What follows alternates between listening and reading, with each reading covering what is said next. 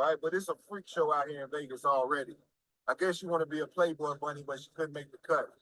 Um, Bring that out again, King, from the top. Deuteronomy chapter 4 and verse 29. It reads, But if from thence thou shalt seek the Lord thy God, thou shalt find him, if thou seek him with all thy heart and with all thy soul. How do you seek the Lord? How do you seek the Heavenly Father Yahweh? By reading. You seek him out the book and read. That's how you seek the Lord, man. Doing the due diligence study, right? Being occupied daily in the scriptures, figuring out the mysteries, putting together the law, statutes, and commandments and the ordinances, reading the accounts in Genesis of Noah, reading the accounts in Exodus of Moses, right? Reading the book of Joshua, Matthew, right? Reading the Habakkuk, Obadiah. That's how you seek the Lord, right? Read. Verse 30. When thou art in tribulation, and all these things are come upon thee, even in the latter days, if thou turn to the Lord thy God, and shall be obedient unto his voice. It shall be what? Be obedient unto his voice. Right. So even in these latter times, if we keep these basic laws, statutes, and commandments and do exactly what he say, the Most High gonna show us mercy, man. Through our tribulations, through our oppression, right? Through our wickedness, our trial and error, if we turn back to him and seek his face and be obedient to what the word says, he's going to show compassion. And that's where you get blotting out of the sins at. He said, if we return to him, our transgressions will be blotted out, right? And that's what you want. You want your sins to be blotted out by alms, charity, right? You want to do the work and get your sins blotted out. Verse 31. Verse 31. For the Lord thy God is a merciful God. He is a what? For the Lord thy God is a merciful God. He's going to be mercy. So like he's going to be merciful once you turn back to him, man. When you seek his face wholeheartedly. When you seek him out the book and read and turn from your wicked ways, man. That's all he want to see. And he going to work with you. Right? Read. He will not forsake thee, neither destroy thee, nor forget the covenant of thy fathers, which he swore unto them. Right, and this is the covenant. He said he's not going to forget this, man. As long as you return with a pure heart and really want dominion over the earth again, and really want to be out of captivity, the Most High going to show you mercy and compassion. God. All praises to the Most High. All right, those are the mighty brothers. HOI Las Vegas. Holding it down. Bringing out the word for the Most High. Yahweh Shem Yahushai. Shalom, shalom. My name is Kasadia. All right. HOI Philadelphia. And you are here for another edition of the Wednesday Wake Up Call. Okay, through the Wednesday Wake Up Call, what we do is bring out current events and how they tie to biblical prophecy. All right. This one in particular, we are calling Watts Only. Okay, this is for Watts Only. You know, like they have that Watts Only pie, Watts Only entrances, Watts Only water. You know, white ice. You know why people get white ice? Because white ice is colder. All right, it's colder than black ice. Okay, so we are in that time period. If anybody was asking what life was like in Jim Crow, if I was around, I would have did this different. I would have did that different. Well, we're in that time period, and Donald Trump is doing everything in his power to bring that back to making America great again, making America white and proud. Okay. So without further ado, first of all, let me say, shalom to everyone. Kwam Yashala, Rise Israel, double honors to the elders. Okay. And all praise honor to the Most High and his Son. All right. Fair Use Act. Fair Use Act. This video is protected by the Fair Use Act. It is for educational purposes only. Okay, so let's begin. We're going to begin with Psalm chapter 83 and verse 3. Get my videos together.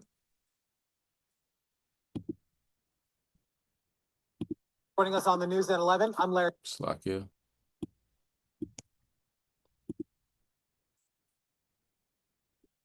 All right, let's begin.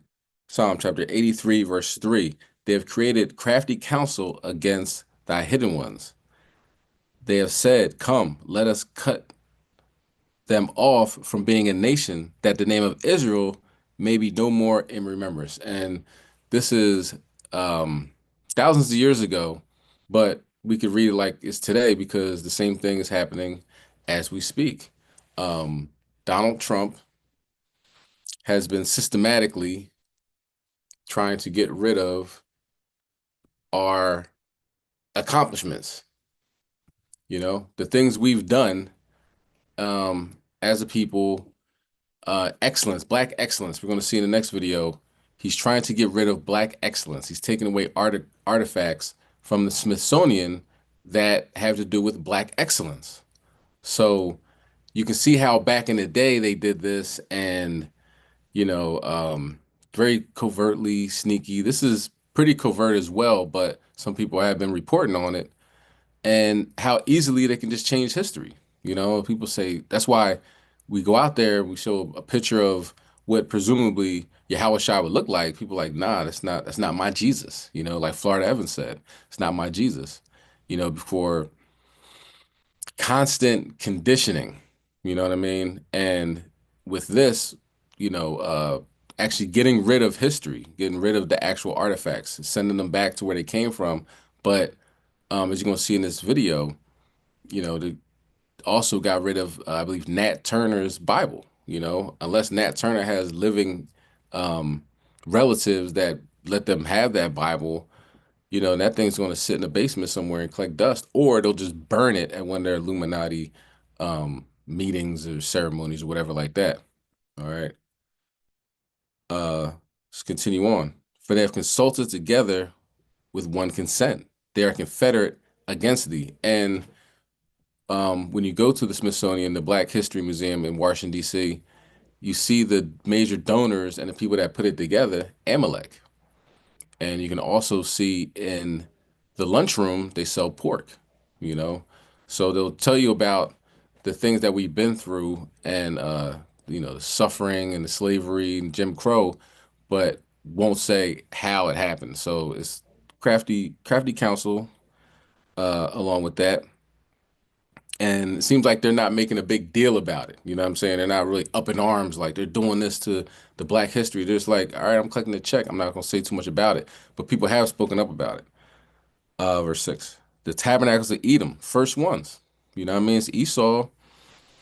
He is, you know, even though we're not bothering him, we're not doing anything to distract him from taking over the world or anything like that, for the most part. He still needs to have our name in his mouth constantly. You know what I'm saying?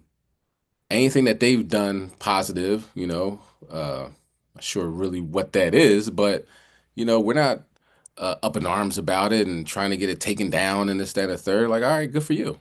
But anything that we've done, they really try to minimize it. So our children will be raised in a world where they think everything was just from slavery and criminality and nothing from before, no inventions and nothing positive. You know what I'm saying? So they just are constantly beating us down.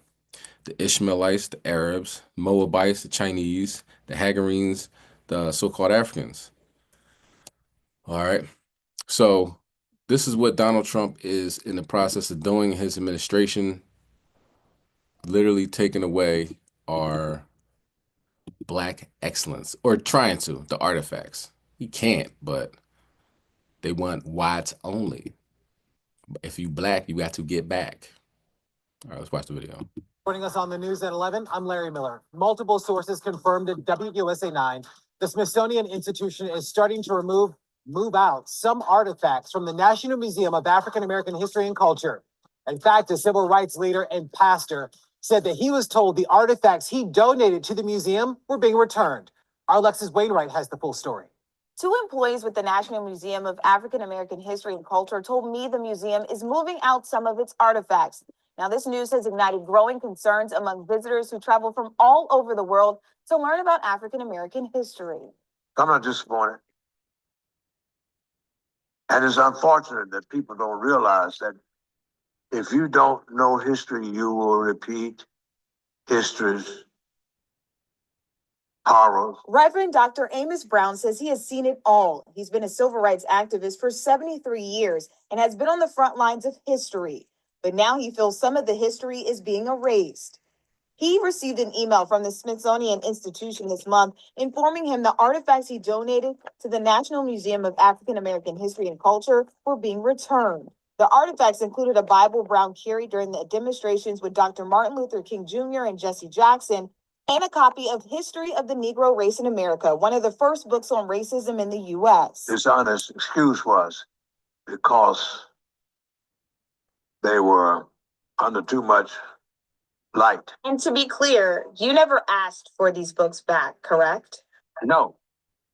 I called them, told them how unfortunate, how illogical it was. We went to the museum Saturday afternoon to see the exhibit where Brown, the Bible, and the book were once featured. Do you know where the Bible originally was? Was it over here?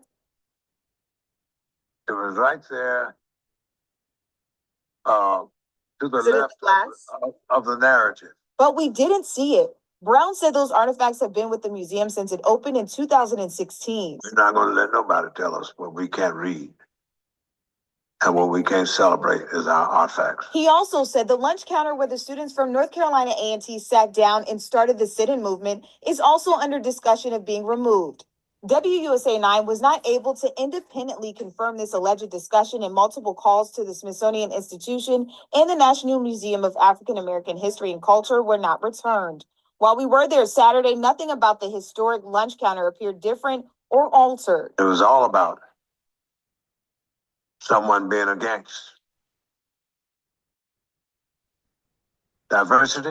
President Donald Trump signed an executive order in March demanding that, quote, improper, divisive, or anti-American ideology be removed from the Smithsonian Institution. That order singles out the National Museum of African American History and Culture as problematic. Most unfortunate directive, order. And visitors we spoke with Saturday say they are stunned. I just feel like that's crazy, and he shouldn't do that because us Black people ourselves came a long way, and that's like taking a big part of our culture away. It's very frustrating. I'm glad I had my glasses on because I didn't want my children to see the emotion that was driven up. Now, Dr. Amos says this makes him nervous for the future of the museum. We have reached out directly to the museum and the Smithsonian, but haven't heard back just yet. Alexis Wainwright, WUSA 9. Because it's whites only. We cannot have Black people going around with confidence. You know, we cannot have Black people holding their head high. You know, we have to have them with their head down low, working hard. You know what I mean? So a lot changed, right? So much things changed. The more they're pretty much the same. You know what I mean? So I stand corrected. The people at the museum were the ones that told the news media. So that's something positive. You know what I mean? But yeah, probably like the workers, because you work, people that work there is nothing but Jake. If you show up, there's nothing but Jake that's on the grounds working. They're like, damn, you really trying to take away our history. You know what I'm saying? Right before our very eyes, right? So think about this. Why would Esau do something like this? You know what I mean? It's blatant. It's right in front of everybody's face. Probably because he doesn't care. You know what I'm saying? And probably because he has a plan, that he has in place for those people. You know what I'm saying? So when it talks about in the scriptures, unless that time be shortened, so no flesh be saved, Esau has a plan to get everybody out of here. You know what I mean? You saw in the Georgia Guidestones, it said, 500 million people? Well, not 500 million, I'm sorry. It might have been 500 million, something like that. to keep in the balance of nature, so forth and so on. But there's like 8 billion people on the planet. So Esau has a plan for mass termination.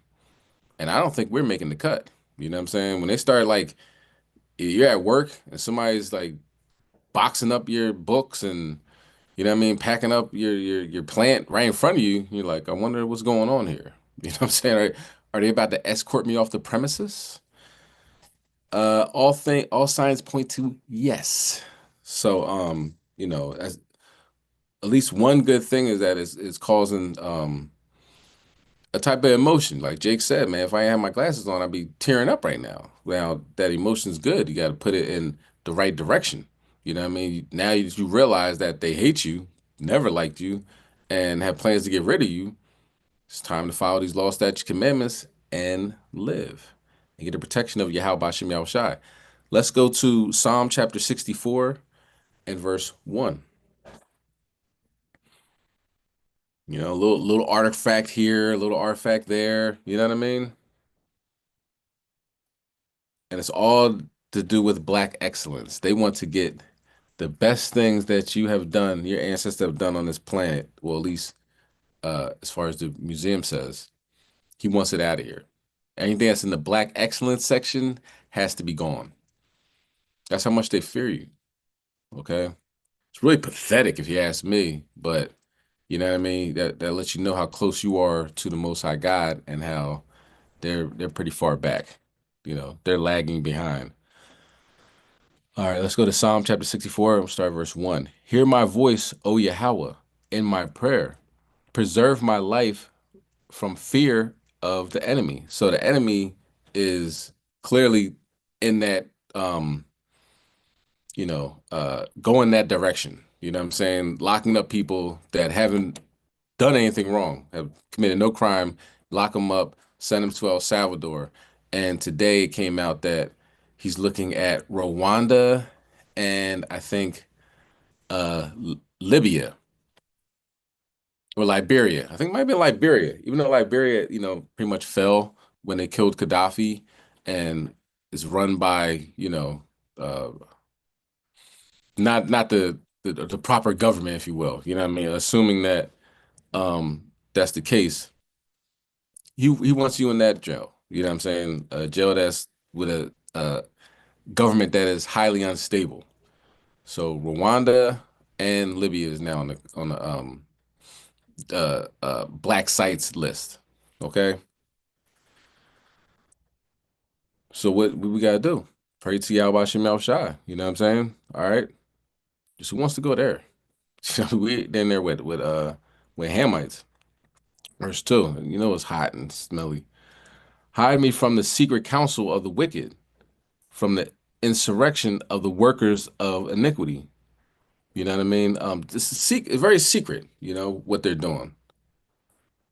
You know, not really putting this out on CNN and MSNBC and Fox News. It's not like broadcast throughout the four corners, like say if Trump would have tripped down the steps or, you know, sneezed and, you know, had something in his nose. That would have been breaking news on all those stations.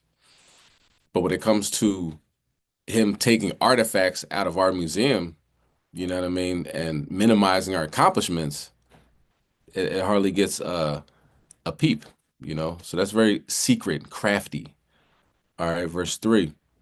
Who whet their tongues like a sword and bend their bows to shoot their arrows, even bitter words. Verse 4. That they may shoot in secret at the perfect, suddenly do they shoot at him and fear not. So, you know, the things that he's been advertising that I'm doing this and I'm doing that, he's not been talking about this. You know what I mean? But you know, I believe he took down, it might have been Jackie Robinson, and I believe Harriet Tubman's accomplishments on the White House government website. So he's pretty much through digitally and physically, you know, with the certain books and stuff in the museum, he's trying to take us out of remembrance. All right, just like I said in Psalm 83, verse 5. They encourage themselves in an evil manner. They commune of laying snares privy. They say, who shall see them? Who shall see them? Yahweh Hashem Shai sees you. And he's not going to allow you to do this. You know what I'm saying? It's going to get bad, but we got to be on our best behavior as far as God goes. Okay? So we get protection in these last days rather than the exact opposite. All right, now let's get Nahum chapter 2 and verse 3.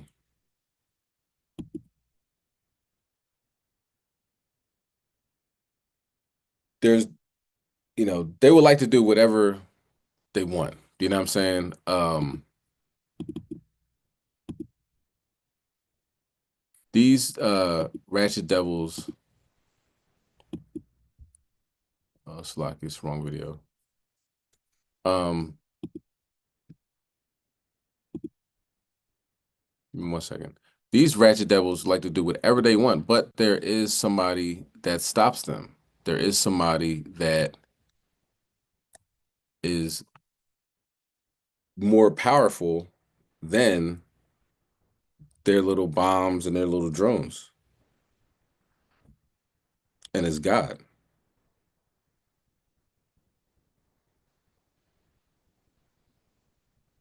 Slovakia. All right. Let's get Nahum 2 verse 3. What I had on the on my list all of a sudden isn't there. So give me 1 second. Put that back up.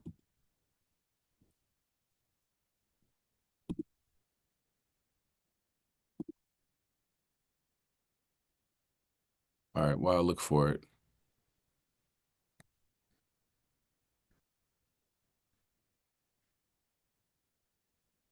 Let's get that. Nahum chapter 2, verse 3. The shield of his mighty men is made red. The valiant men are in scarlet. The chariots shall be with flaming torches in the day of his preparation. And the fir trees shall be terribly shaken. Okay, so this is talking about, you look at two aspects, right? The war back then, taking over Nineveh, right? The Assyrians. But now you can look at it as these chariots of Yahweh Hashem Shai. Okay.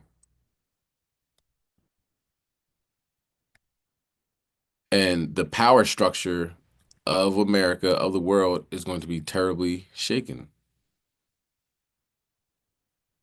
All right. Verse 4, the chariots shall rage in the streets. They shall jostle one against another. In the broad ways, they shall seem like torches. They shall run like the lightnings. All right. Okay, let me see if I can find this video. And the video, I'll describe it while I'm looking for it. It is a video of chariots. And you know it's Jake that found them, right? It's Jake. It's Jake that's filming. And how can you tell that? Because you can just tell your people. You know what I'm saying? So it's gonna be some curse words, some choice foul language, if you will. You know what I mean? Jake is a little excited. You know what I mean? I think Eve is filming on what I got from it. It seems like Eve is filming on one phone and Jake must be live on maybe, like Facebook or something like that. Okay. And they are very animated. You know what I mean? But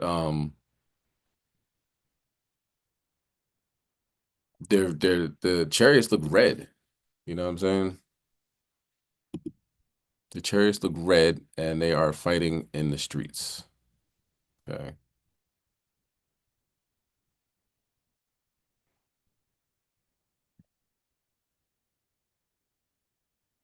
All right, I'm gonna put on another video with chariots because it's not up here. Okay.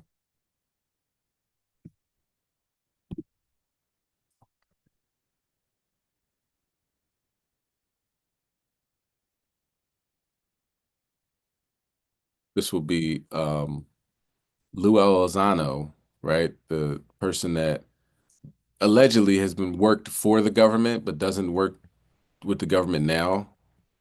I say allegedly because you know, I would say with this guy, I haven't learned anything new as far as chariots goes. So he could be just the person that's giving that I don't want to say disinformation, but he is not giving the whole story.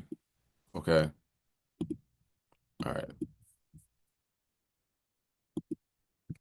But as we watch this, I'm gonna look for that other video. Okay. With them fighting in the middle of the street. So this meeting in Congress was scheduled on UFOs and drones for today. Last night, it was suddenly postponed. I don't think there's anything suspicious about that. I think they just don't give a damn. Instead, a House subcommittee hearing was held to investigate all those unidentified drones that were flying around the bases. One of the witnesses issued a dire warning I want you to hear. The homeland is no longer a sanctuary. And should our adversary choose to employ drones for surveillance or even attack, we would not be prepared to adequately defend our homeland and only marginally capable to defend our military installations. See, that's the concern. The administration has said since the mystery drones were FAA approved, suggesting that they could be part of a U.S. Government program so that, they understand it. But a lot of experts in this area are scratching their heads, including Luis Elizondo, led the Defense Department's Advanced Aerospace Threat Identification Program. It's good to see you, big man. Thank you for doing this for me. Chris, always my pleasure. Thank you for having me. Doesn't pass the smell test, what I heard today. Tell me why. Well, no, you're absolutely right. Look, we've been saying now for years, ever since, frankly, September 11th, that we do not have complete U.S. air domain awareness of our skies. The bottom line is we do not know what's in our skies all the time. And this hearing is yet another glaring example of the truth. We had two administrations previously say, well, these are all authorized flights and FAA is aware of them.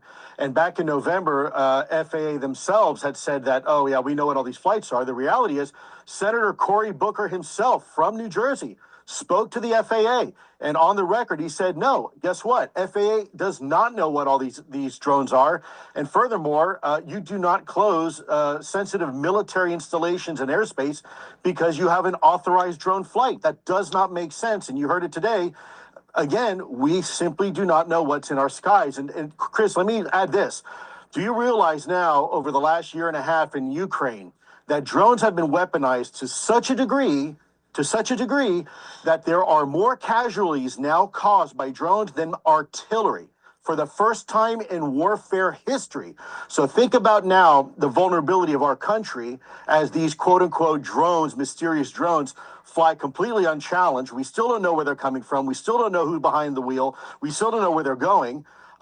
This is a big problem, and we've known about it for a long time. What is your major suspicion about what they're not telling us?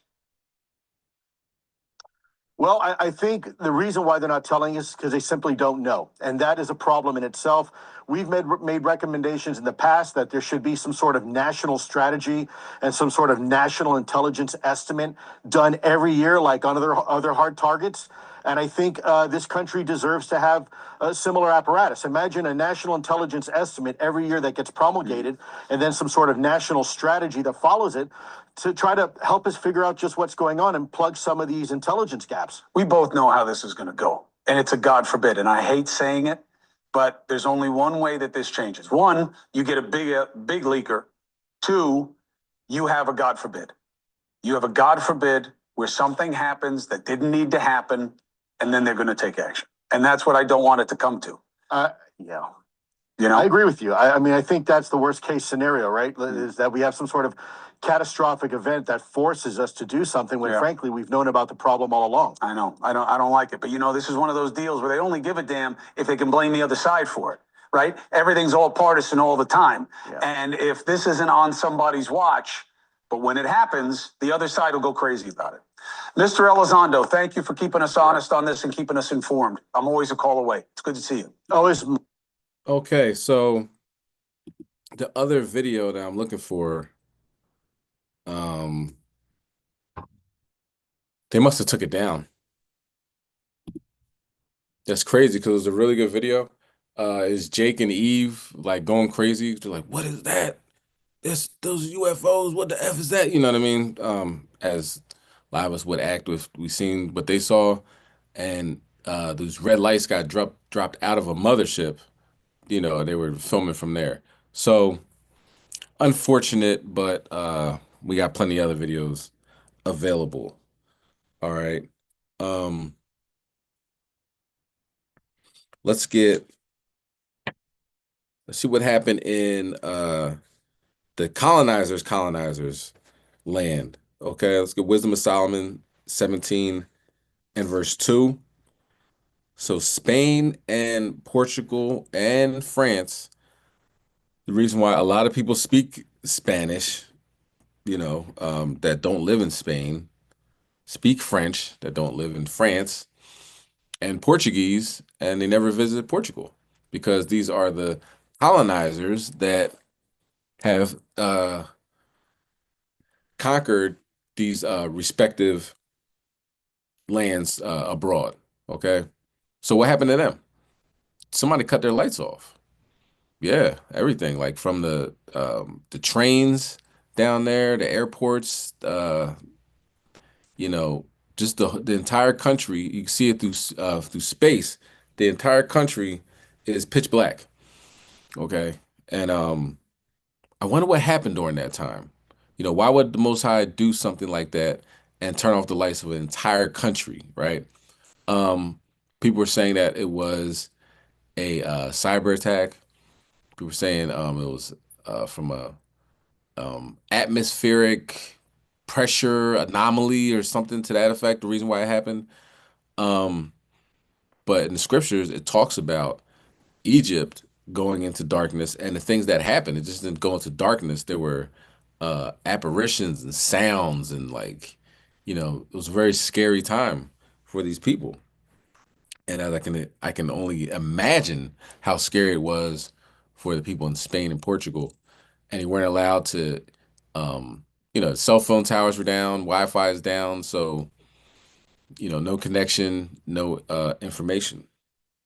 Let's bring that out though. Wisdom of Solomon 17:2.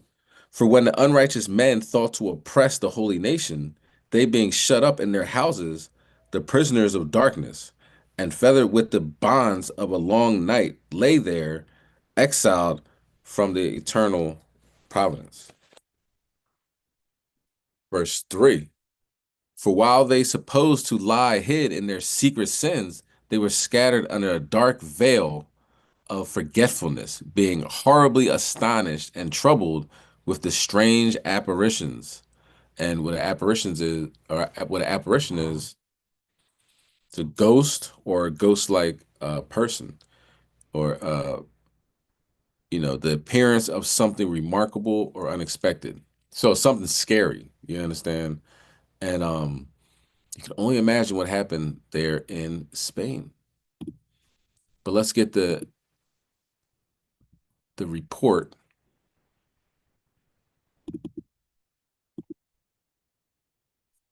of the situation. Okay, hold on, Slakia.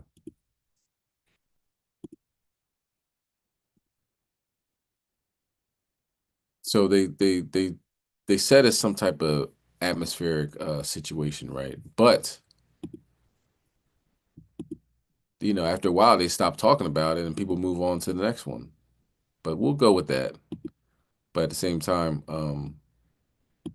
afternoon. This situation, we'll find out. Maybe we'll find out what transpired because every time Esau gets scared, he runs to a bridge and nose dives and all that. So who knows how many people made it out of this situation, or if it'll ever be talked about. Let's check out the video. Well, good afternoon. Portugal's national grid operator says that a rare atmospheric phenomenon is behind a major power outage that's affected large parts of that country as well as Spain. Footage from the Spanish capital, Madrid, shows chaotic scenes at junctions as traffic lights have been knocked out. The Spanish state railway firm, Renfe, says the outage is national. All trains have been cancelled and people have been forced to evacuate from the Madrid underground system. The national grid operator in Spain, Red Electricidad, says it's working to restore power, but it could take many, many hours to come back online. Well, play was suspended at the Madrid Open, forcing the game between Grigor Dimitrov and Jacob Fernley to be stopped. Scoreboards went dark and some cameras lost power. Not that one. Well, this is a station in Lisbon where the power outage, it's darkness underground, of course. Portuguese police say that the metro has been closed in both Lisbon and Porto too. Well, some of the cities affected by this, Madrid, Barcelona, Valencia, and Seville in Spain, as well as Lisbon, Faro, and Porto in Portugal. Andorra and parts of France have also seen some effects. Well, let's bring in our science and technology editor, Tom Clark, for some more on this. Afternoon to you, Tom. Good to have you here because there are some words here that you're going to need you to explain to me. Anomalous oscillations have led to a phenomenon known as induced atmospheric vibration. Yes, it's a bit of a mouthful, isn't it? And I think we should bear in mind at the moment that is information coming from Portugal's power grid operator. It hasn't yet been confirmed by the Spanish grid authorities. And I would say at this stage, it is unlikely that one single event one thing might have precipitated this grid collapse, but it's likely that more than one thing went wrong. Because a power grid failure of this scale, and we're still waiting to find out how many people have been affected, but you were just listing some of Europe's largest cities there across Spain and Portugal. This is quite possibly the largest outage we've seen in Europe, maybe not in history, but certainly for a very long time. And things like that don't happen for no reason.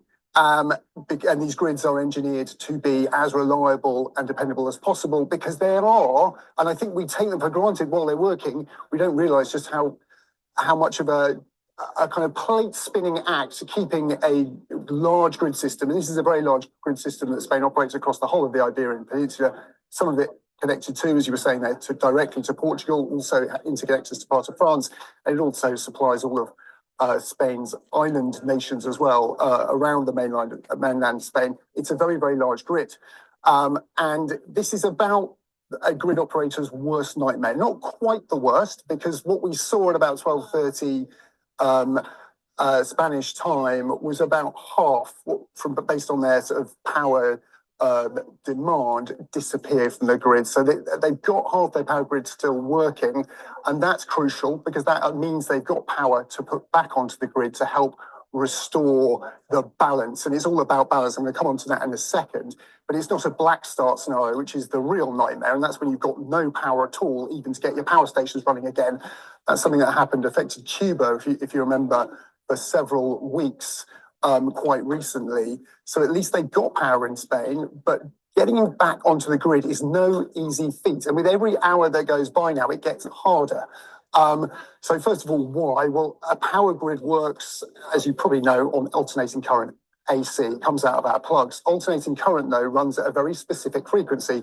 Here in the UK and in Spain, it's 50 hertz. If it drops even a few hertz below 50, 48.5, 47, things start to go wrong. Things start to trip.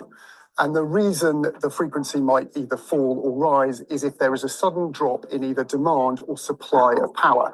So something's obviously happened here. There was a sudden drop or increase in power and supply or demand. Absolutely. For two countries and in also France. So three countries, something definitely did happen for three whole countries to lose power. You know, I don't know if France, the entire country lost power, but there was portions in France that also lost power, and nobody knows what happened. Everybody's speculating, could have been this, it might have been that. It's very rare for something like that to happen. Rare is an understatement. Can you imagine if the whole country of the United States just went black? Not just I know New York had a blackout at one point in time. Not a small portion of the country going dark because of a storm or something like that, but the entire country just turning black. That's the time of judgment. So you can only imagine what happened to those diabolical Edomites in Spain and Portugal. They had an all-white party, and it seems like the angels have invited themselves. So we'll see what took place or transpired, the final tallies of who didn't make it and how many accidents happened at that time. But we'll see. All right, so in international news, let's talk about what's happening with India and Pakistan, and now Turkey. So not just two nuclear powers getting involved. We have a third nuclear power that injected themselves into the fray. And let's talk about it. So let's go to Jeremiah 49 and verse 36. So these are Elamites, right? I did at one point believe that a lot of Ishmael was in Pakistan, but as far as my research is done, as far as the overall majority, a lot of Punjabi, little Punjabi NCs. Okay, so Elam on both sides. Elam versus Elam. All right, let's go to Jeremiah 49, verse 36. And upon Elam I will bring the four winds. From the four quarters of heaven will I scatter them towards all those winds. And there shall be no nation, whether the outcasts of Elam shall not come. So we can imagine that something terrible is going to happen to these countries, okay? Pakistan, India, they could nuke each other and that land would be uninhabitable, okay? Let's continue on and had to go to other countries. Verse 37, for I will cause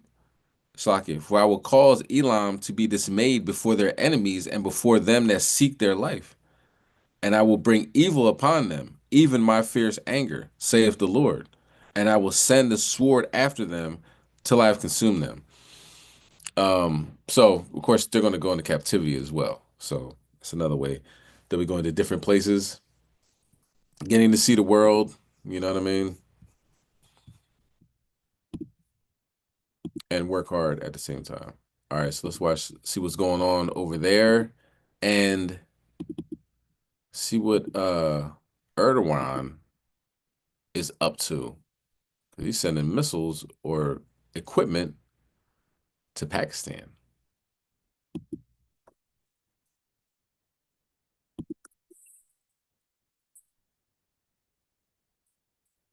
For everybody on Clubhouse, they're going to start talking, but I'm going to read out what they say. Turkey sending weapons to Pakistan. Cargo flight triggers speculation.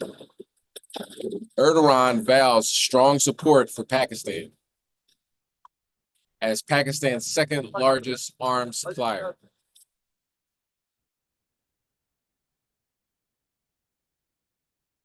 Erdogan's game plan. Yesterday, we spoke about China's role in this conflict, why Beijing may hedge its bets. Tonight, we'll talk about another Pakistani ally, and that is Turkey.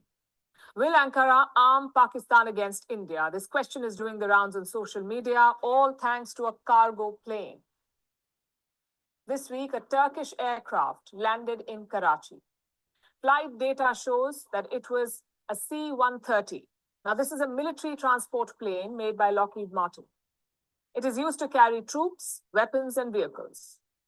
So immediately speculation began. Some experts suggested that Turkey might be sending arms to Pakistan. A few reports also claimed that 6 planes were being sent. Today, Ankara has rejected all those reports. It said only one cargo plane had landed in Karachi, not to supply arms, but to refuel. Nonetheless, Turkey is a key player here. Pakistan's Prime Minister Shehbaz Sharif was in Ankara last week. He was there when the Kashmir attack happened. This weekend, Pakistan's foreign minister dialed his Turkish counterpart. They discussed the rising tensions with India. So clearly, Turkey is in the thick of things. Let's take a closer look at what they want. First, their reactions. Ankara did condemn the terror attack in Kashmir, but their statement did not even mention India. No promise of solidarity, no outreach to New Delhi, and no attempt to cooperate. Then yesterday, President Recep Tayyip Erdogan found his voice. He urged India and Pakistan to de-escalate. We reiterated our strong support to the people of Pakistan. We always underline that we do not want any conflict in our region and beyond. We wish for an immediate de-escalation of the tension between Pakistan and India before evolving into worse. Erdogan is on Team Pakistan. He has molded himself as an Islamist leader. It's an image that has found takers in Pakistan. Under him, Ankara has consistently meddled in Kashmir. India considers it a bilateral issue, but Erdogan keeps raising it at the United Nations. So politically, there is alignment between Turkey and Pakistan. Erdogan backs Islamabad on Kashmir. In return, he gets an eager Islamic ally. Beyond this, military cooperation has also been growing. Turkey is Pakistan's second biggest supplier. We're talking about lethal machinery, like the Bayraktar TB2 drones, 4 Corvette warships, anti-tank weaponry, and even fighter jets. Turkey helps Pakistan maintain its F-16 fleet. The two sides are also building a 5th-generation fighter jet together. So the military ties are deep and old. If fighting breaks out, Pakistan will turn to Turkey. The question is, how will Erdogan react? He has tried to provoke India in the past. Last year, Turkey sold surveillance drones to the Maldives. This year, Ankara donated an old warship to them, a missile-capable naval vessel. Same with Bangladesh. Reports say Dhaka is trying to buy tanks from Turkey. Plus, they already operate Turkish guns and drones. Do you see the pattern here? Both the Maldives and Bangladesh are India's neighbors. They fall under India's sphere of influence, yet Erdogan is arming them. It's a classic provocation tactic. Nothing new for the Turkish president, though. He's made a career out of meddling in other countries. We saw that during the Arab Spring in West Asia. We are still seeing that in Syria and Africa. So my point is quite simple. Recep Tayyip Erdogan is a dangerous and experienced customer. But does he have the appetite to take this further with India? At home, he is dealing with many challenges. The Turkish economy has collapsed since the pandemic. Instead of fixing it, Erdogan arrested his political rival, and that led to major protests across the country. It showed just how unpopular Erdogan is. Plus, he's invested diplomatic capital elsewhere. In Ukraine, Turkey is seen as a key mediator. In Syria, it is seen as a godfather to the new regime. And in Gaza, it is a powerful critic of Israel. So technically, Erdogan already has a plate full. All these conflicts are much closer to home than India or Pakistan for him. Having said that, New Delhi should be careful. Turkey and China form the backbone of Pakistan's arsenal. It is key to keep tabs on what Erdogan is doing. All right, so that seems like adding more to World War III implications. Okay, so let's go to 2nd Ezra chapter 15, verse 16. And we're going to read that also in the GNT.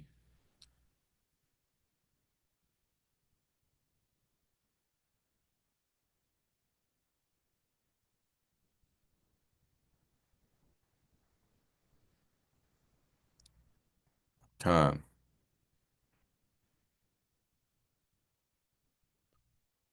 Okay, so also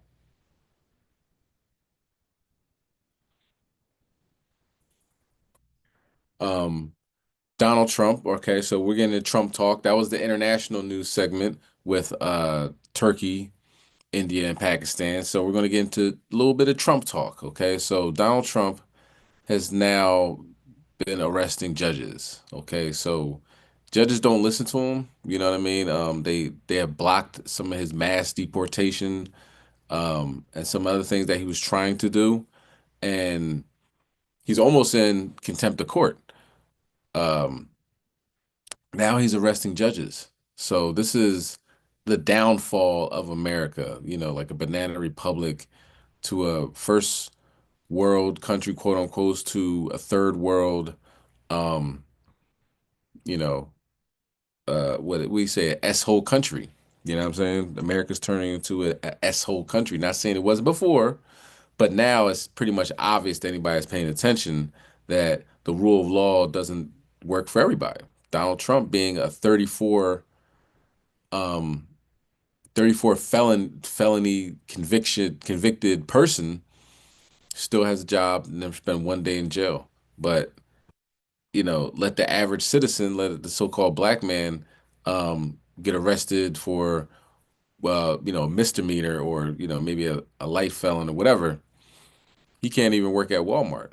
You know what I'm saying? In some situations, he can't even work making minimum wage because of his background. But here's Donald Trump is 34 felonies in. Okay. Now he's arresting judges. This is America. Welcome to America. All right, so 2 Ezra chapter 15, verse 16. For there shall be sedition among men and invading one another. They shall not regard their kings nor princes, and the course of their actions shall stand in their power. Okay, so the judges, aren't listening to the president. The president is arresting the judges. This is a lot going on. So the man was at the county courthouse in Charlottesville, Virginia this week. Charges against him had just been dismissed. A judge had just ruled there was no evidence the man had committed any crime. The man, he's a house painter. He was told that he was free to leave the courthouse. And then this. Show us a warrant signed by a judge. You don't have a warrant. Show us a warrant for his arrest. You don't have a warrant signed by a judge. So what is going on here? Is that that Trump's Trump's immigration agents here are arresting this man at this courthouse in Virginia. This video was obtained by the venerable newspaper in Charlottesville, the Daily Progress. And again, there are no criminal charges pending against this man. The case against him had just been dismissed. He had shown up at the county courthouse as required, and Trump's immigration agents took that opportunity to grab him. The agents who arrested him were not wearing uniforms. One of them was wearing a mask. The lawyer who represented the man they arrested, the lawyer says the agents did not show any form of ID. They did not present an arrest warrant. They did have handcuffs, though, and they handcuffed this guy and put him in the back of an unmarked van. To everybody who saw what was happening, it looked very much like a kidnapping. And that was actually one of 2 arrests made by plainclothes, masked immigration agents at that same county courthouse in Virginia this week.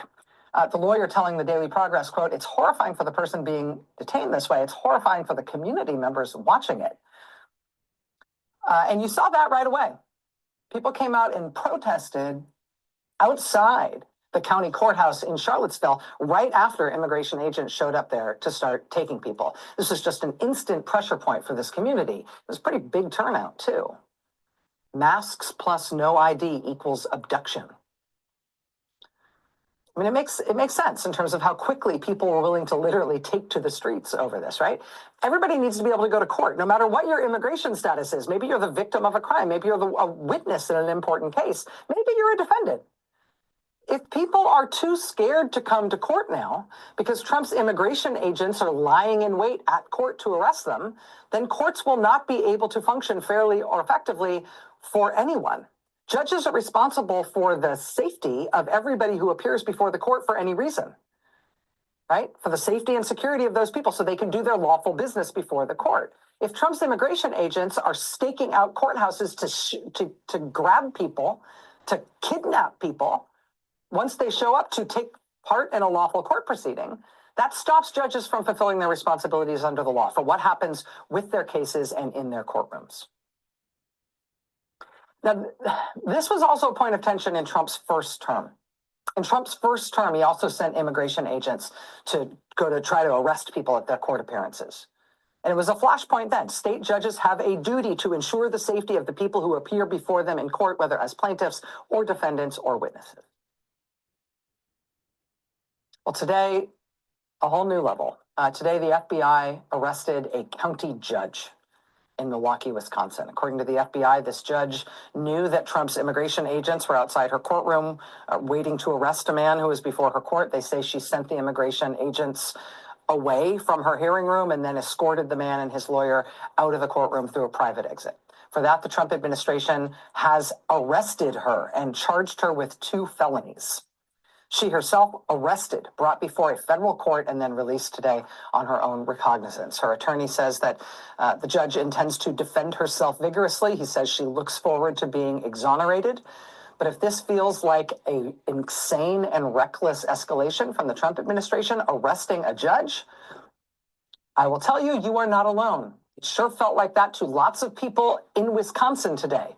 People who showed up outside the federal courthouse in Milwaukee after the judge was arrested. More than 100 people out there today on no notice on a Friday in the middle of the day to emergency spontaneously show up and protest the arrest of this judge in Milwaukee. Just instant reaction to this bright new line that's been crossed by Trump. It's being treated as a crisis by members of Congress, too. This was Maryland Congressman Jamie Raskin today. He said, every American should be deeply troubled by this massive escalation. This is an unmistakable descent further into authoritarian chaos. Joining us now is Congressman Raskin of Maryland. He's the top Democrat on the Judiciary Committee. Sir, thank you so much for being here. I know it's a really busy time. Delighted to be with you, Rachel. Let me ask you if any of the way that I explained that sort of seems the wrong way around to you, or if it seems like I'm putting the emphasis in the wrong place. It seems to me that Trump having a judge arrested is a reckless and desperate move. It seems to me like, yes, there are connections to previous flashpoints and tensions that Trump has raised in even his first term by trying to put federal immigration agents into state courts. But to me, this mostly just seems crazy. Well, I regard it very much within the prism of what we've been dealing with over the last month, which is an intense assault on judicial independence. They have been disobeying federal court orders systematically. They have incurred criminal contempt findings in the courtroom of Judge Boasberg, a conservative Republican judge. They have been demanding the impeachment of judges who rule against the lawlessness of the Trump administration. There are now more than 90 preliminary injunctions and temporary restraining orders against the chaos that's been unleashed on the country by the Trump administration. And now they're arresting judges.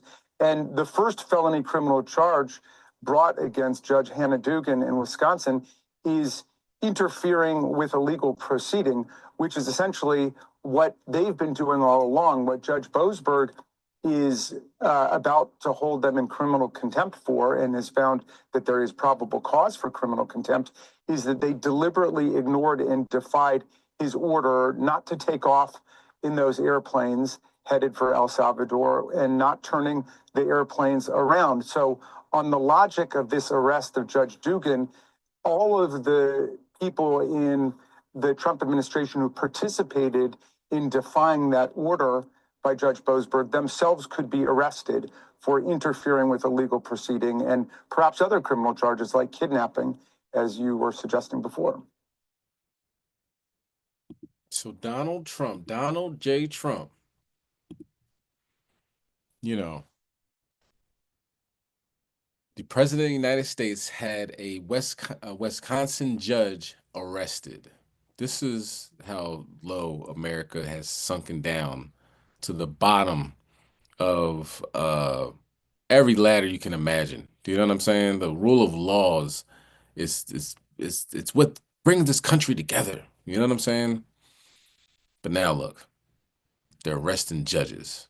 So it seems like Satan is going against Satan in this time period. So they can fight it out. Let's go to 2nd Ezra chapter 15, verse 16. In the GNT. Slakia. There will be great political turmoil, with one group trying to overpower another and gain control while ignoring the legitimate government. And this is what's happening right now in America. This is what's taking place.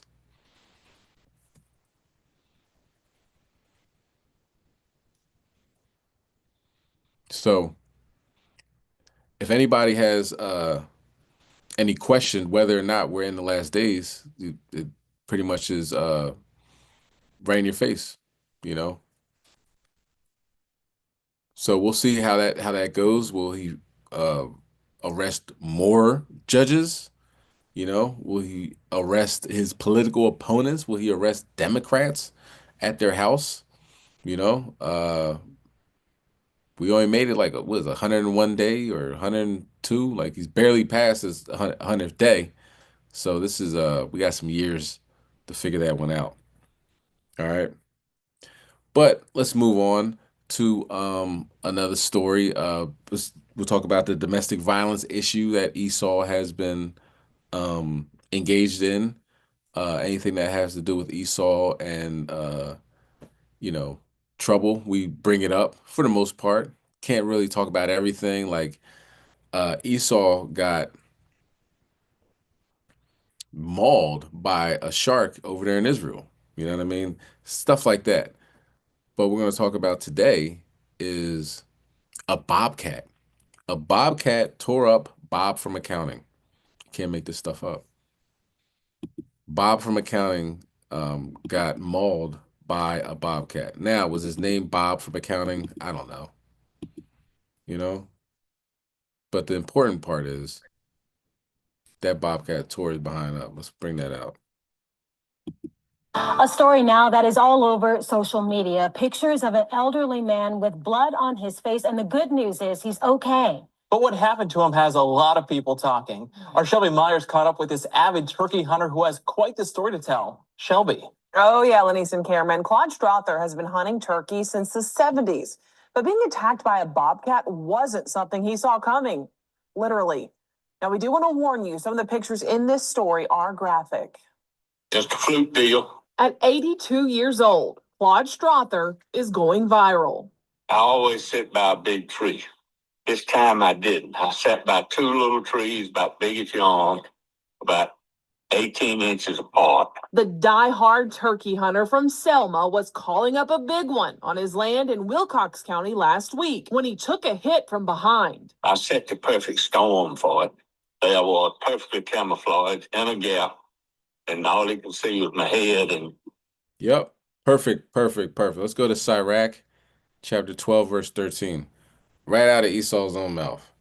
He set his own stuff up for. He's out there hunting just like Edomites do, like Esau does, because he's a cunning hunter. Since the 70s, he's been hunting turkeys. Well, this time he was the hunted, right? You know, how does it feel to be hunted?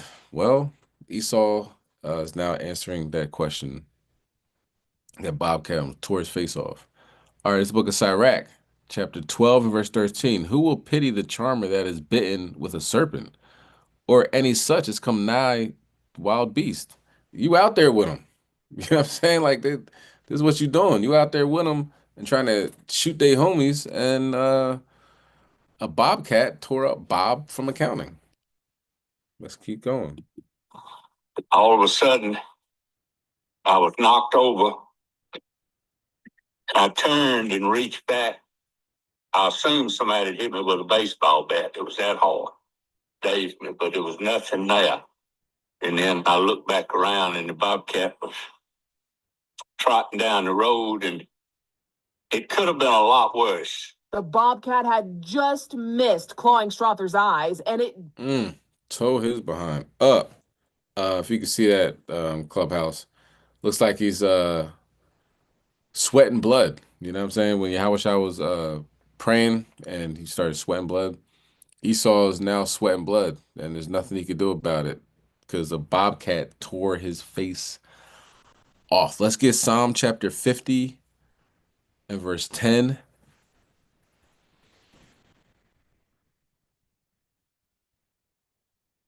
And the poor bobcat, you know what I'm saying?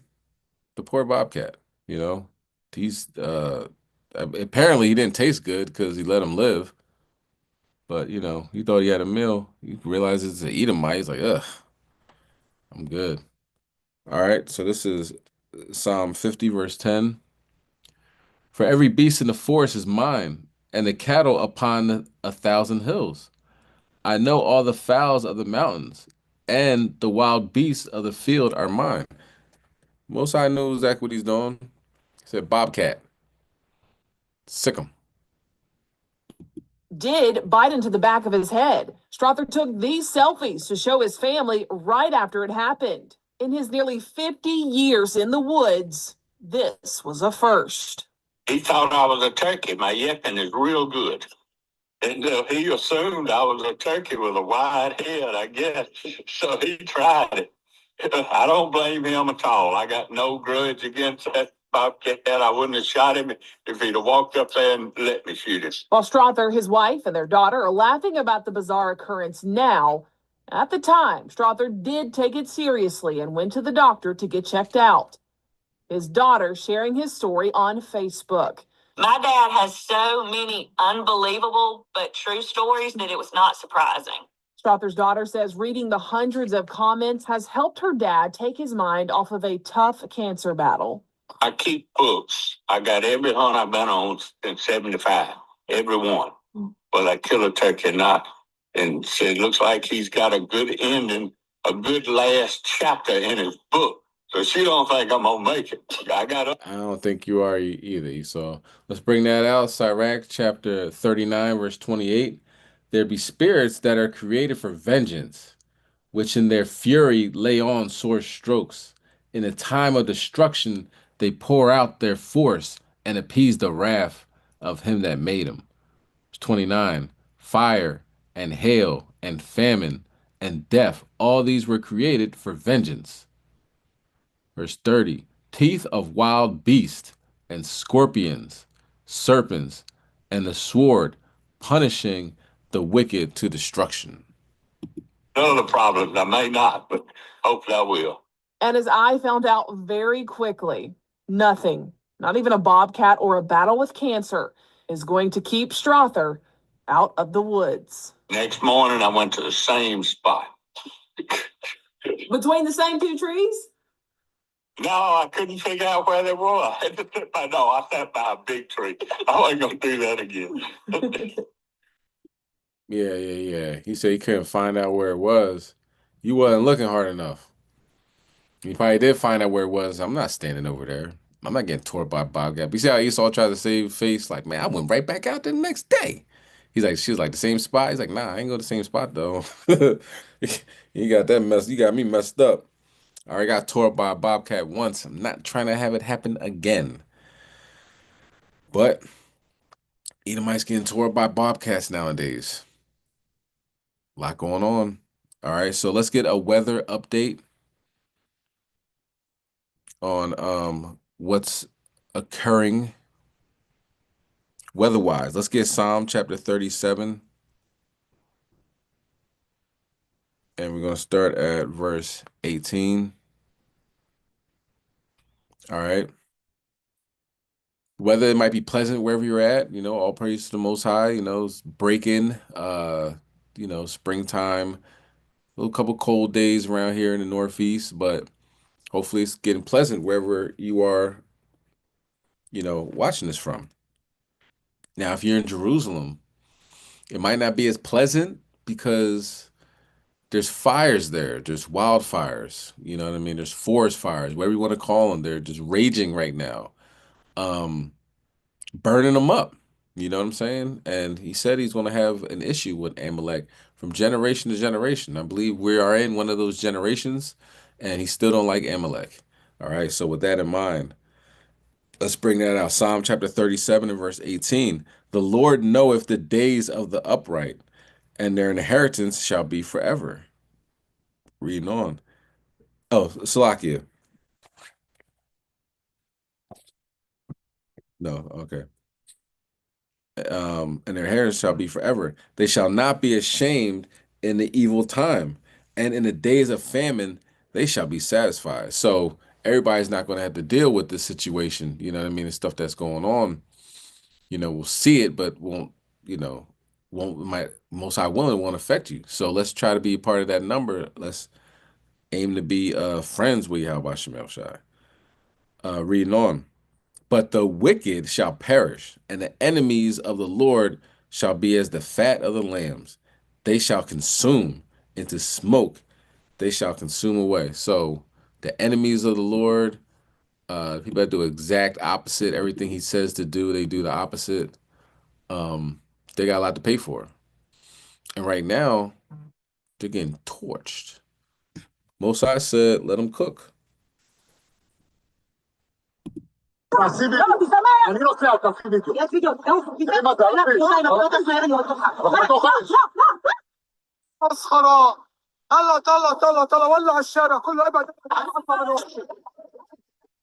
everybody that's on Clubhouse, pictures of a massive wildfire in Jerusalem, April 30th, 2025.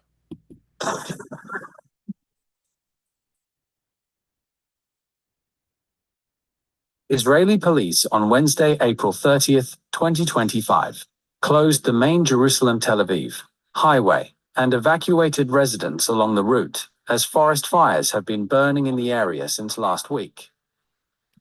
The community, located about 30 kilometers, 18 miles west of Jerusalem, was evacuated.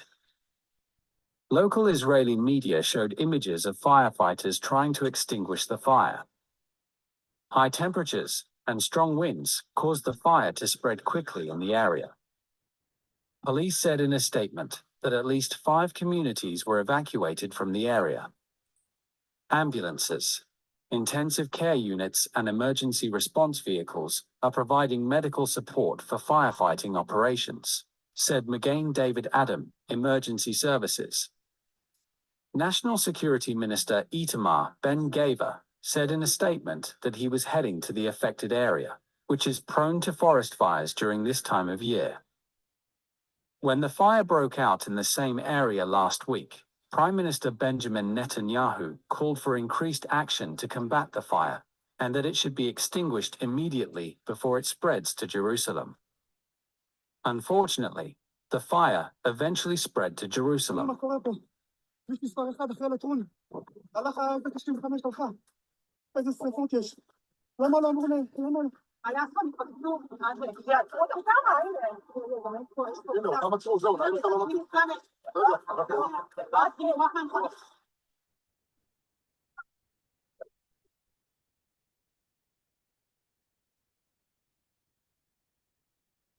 Okay, so we'll get back to that.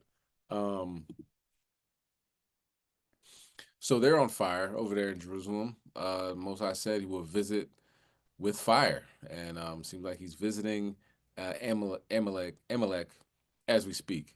So that might be a precursor for a larger fire coming from Iran, Iraq, Syria, all these surrounding areas. We shall see, but for right now, it's a forest fire, wildfire, if you will. And, right around the Passover season, you know what I'm saying? All praise to the Most High. During Passover, Josh Shapiro, the Amalekite governor in Pennsylvania, his house caught on fire. So it seems like Amalek and fire are trying to see each other eye to eye for the most part. And all praise to the Most High. Okay. Let's continue on. So we talk about this domestic violence, Esau, Edomite edition, Trump talk and everything like that. And, we get at these Edomites, but of course, the same thing, we got to talk about these, I don't want to say the 2/3 because our brothers and sisters can repent, but in this situation, this person couldn't repent. But let's get it. Isaiah 3 verse 9. So this person was a transformer that worked with other transformers on TV and just, very proud, very open about I don't know the pronouns or whatever like that, but very proud. And God brought that judgment. All right. So Isaiah chapter 3 verse 9, they show their countenance doeth witness against them, and their sin as Sodom, they hide it not. Woe unto their soul, for they have rewarded evil unto themselves. Okay. And let's get Romans 1 in 26 on deck.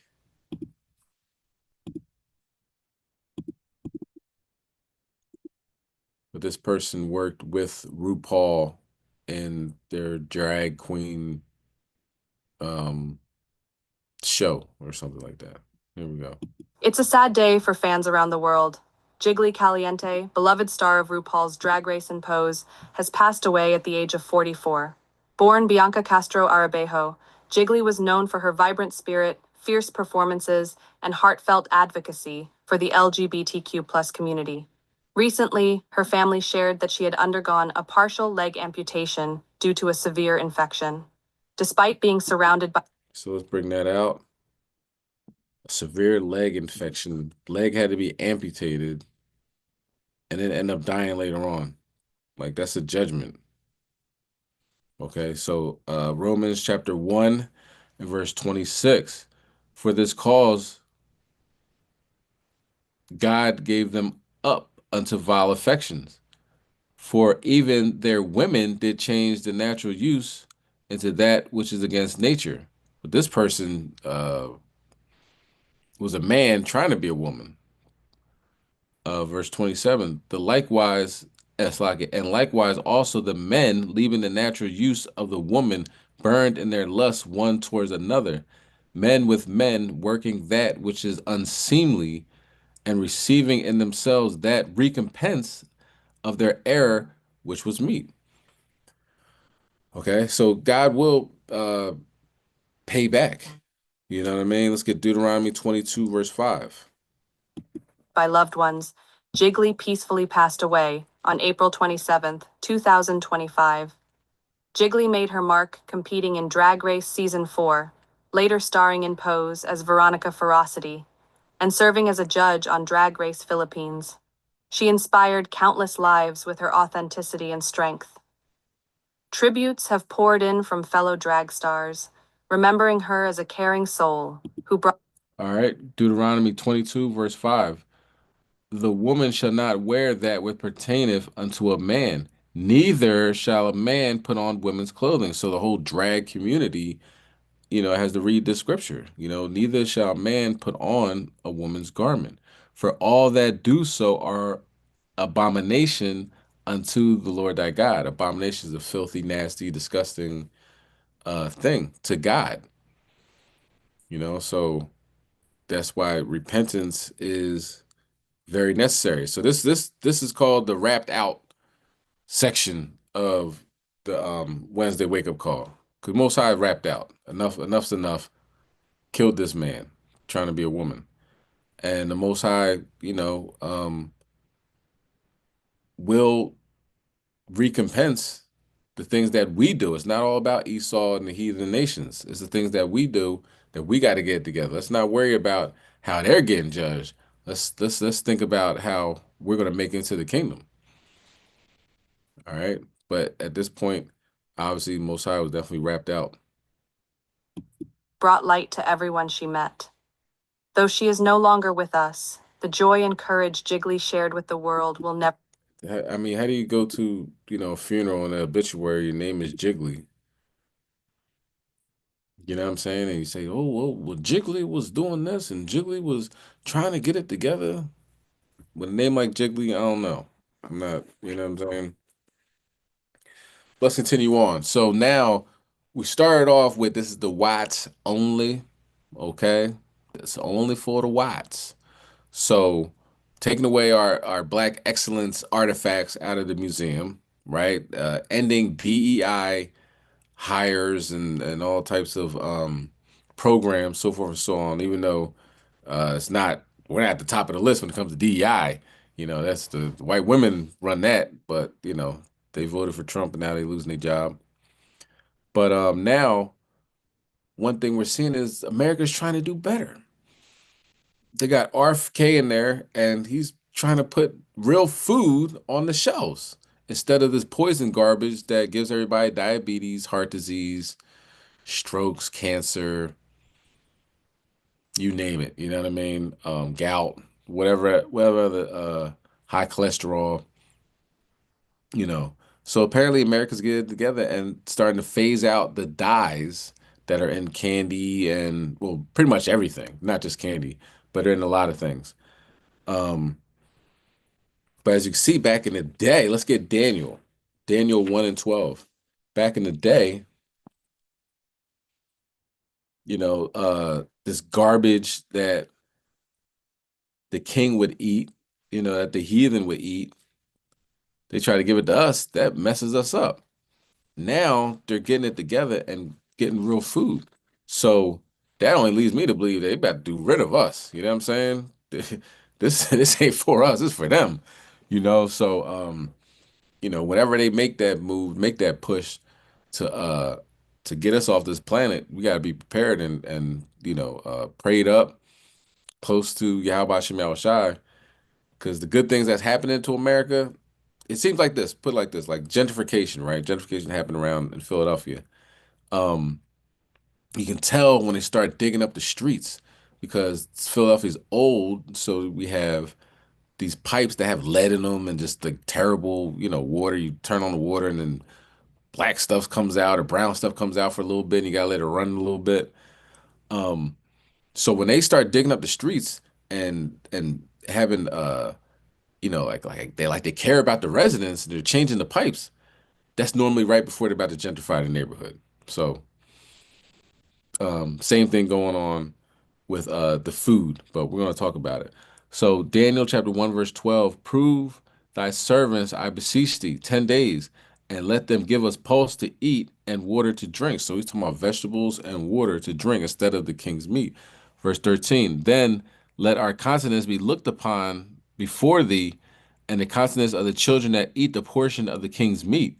And as thou seest, deal with thy servants. So he's talking about Nebuchadnezzar, the king of Babylon, the stuff that they eat. So what do those Africans eat, right? What, bush meat? You know what I mean?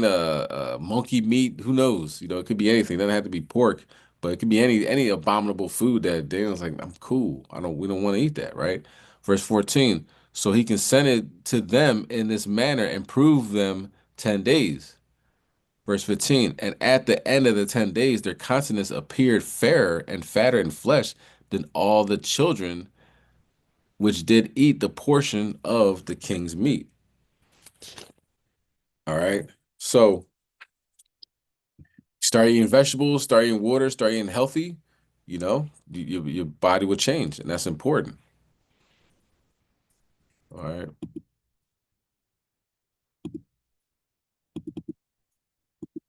So I think that's would be an amazing thing. I think that'd be an amazing thing once we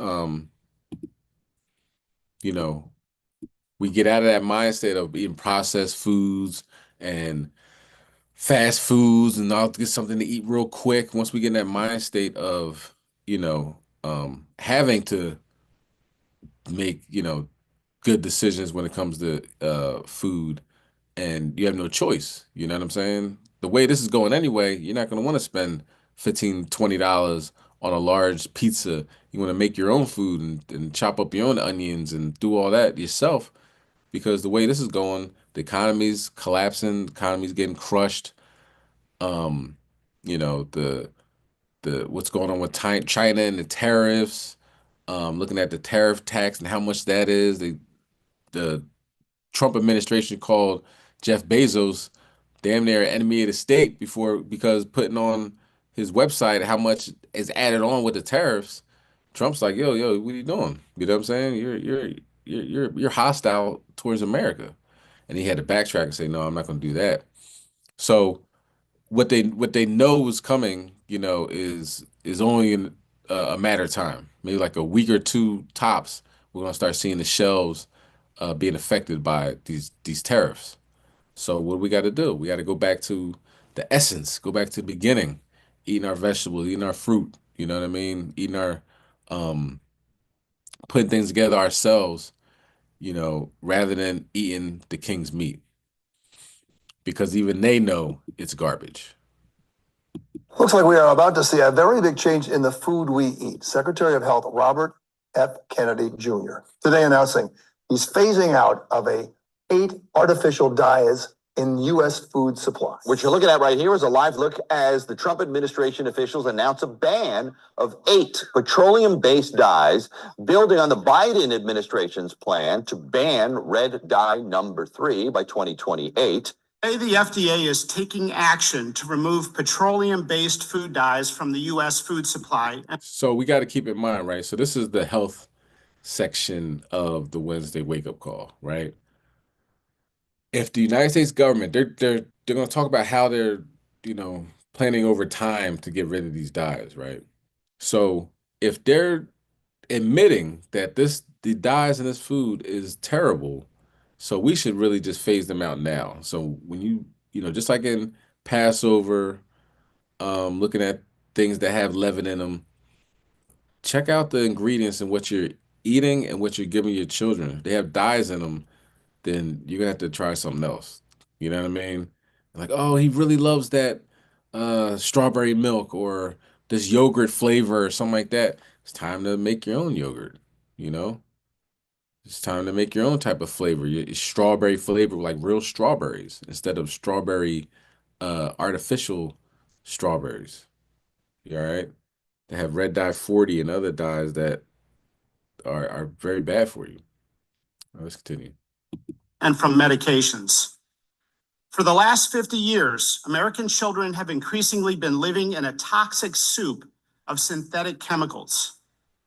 The scientific community has conducted a number of studies raising concerns about the correlation between petroleum-based synthetic dyes and several health conditions, such as attention deficit hyperactivity disorder, obesity, diabetes, insulin resistance, cancer, genomic disruption, GI issues, as I've seen in the hospital, and allergic reactions. What are these food dyes actually doing to kids especially? Yeah, well, if you look at the ingredients for Fruit Loops 20 years ago, it was very, very different than it is today. And today we use chemicals in Fruit Loops that are banned in virtually every country in the world. So if you buy Fruit Loops today in Canada, it is made with vegetable dyes. If you buy it here in the United States, it's made with petroleum synthetics. So, okay, now that's important. From a certain age, you remember like, oh, man, I used to eat that stuff all the time. Or, I ate every morning. That didn't bother me. They switched up on us, though. You know what I mean? It was very slick, very diabolical how they did that. You know what I mean? It went from flour, sugar, and chocolate or whatever the ingredients was to a laundry list of things you really can't even pronounce. You know what I'm saying? A lot of stuff that we eat is made in labs, and they're, so they know why everybody's getting diabetes or everybody's getting high blood pressure, or high cholesterol, because of the stuff that they're putting in the food. And as I said in that clip, nobody wants to eat petroleum. So when we went to meet with the food companies, I said to my staff, if they want to eat petroleum, they should put it in their food themselves at home. They shouldn't be feeding it to Americans who, without their knowledge, without their consent. And today we announced that we're going to get it out of the food. So there are 9 dyes, Jesse. 2 of them we're going to ban immediately, orange bee and red dye 2. We're going to accelerate the removal of red dye 3. So we're going to bring it down to under a year. And the other 6 dyes within 18 months, we hope to get them out of all the food. And that's just the beginning. I mean, one of the problems is that the science about these additives has been systematically suppressed for 30 years because the industry has been running this agency. And we're getting rid of all of those conflicts. We've gotten rid of most of them. And we're going to do real science. And we're going to do science precisely on the issues that Americans care about. Making sure their kids are getting food that isn't poison. The food our kids are eating today is not really food. It's food-like substances. And some of it was made in petroleum refineries. And we need to give our kids real food again. The FDA announcing a new plan to phase out 8 petroleum-based artificial colors from the nation's food supply. Doctors citing mixed studies linking them to potential neural and behavioral issues. Increased hyperactivity, reduced attention span, irritability, sleep disturbances. The dyes are widely used in foods in the U.S. Their removal would constitute a major change for American food companies, which claim they are safe.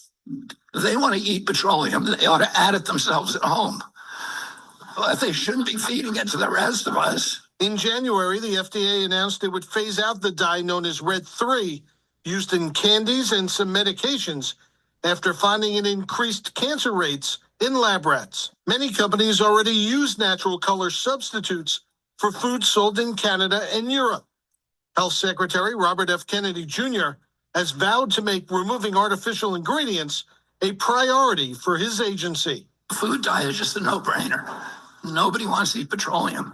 Kennedy is pushing for the dyes to be phased out by the end of 2026. For companies that are currently using petroleum-based red dye,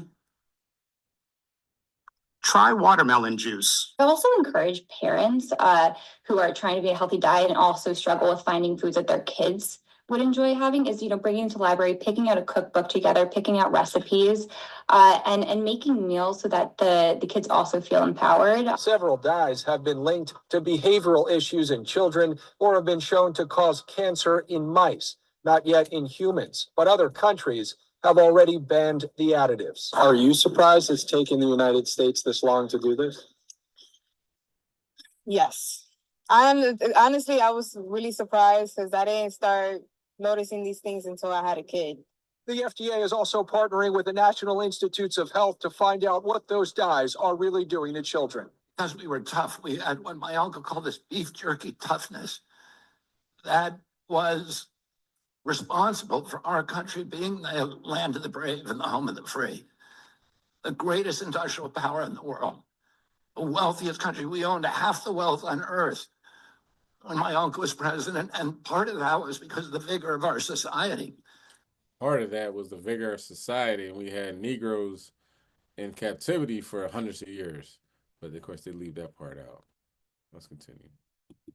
And that's one of the reasons he started the Presidential Council on Physical Fitness, because he felt that Americans were getting soft. And it was going to steal from us and erode all of our leadership, our moral authority, and our values, and our role as an exemplary nation. And since his death, we've had this extraordinary chronic disease epidemic.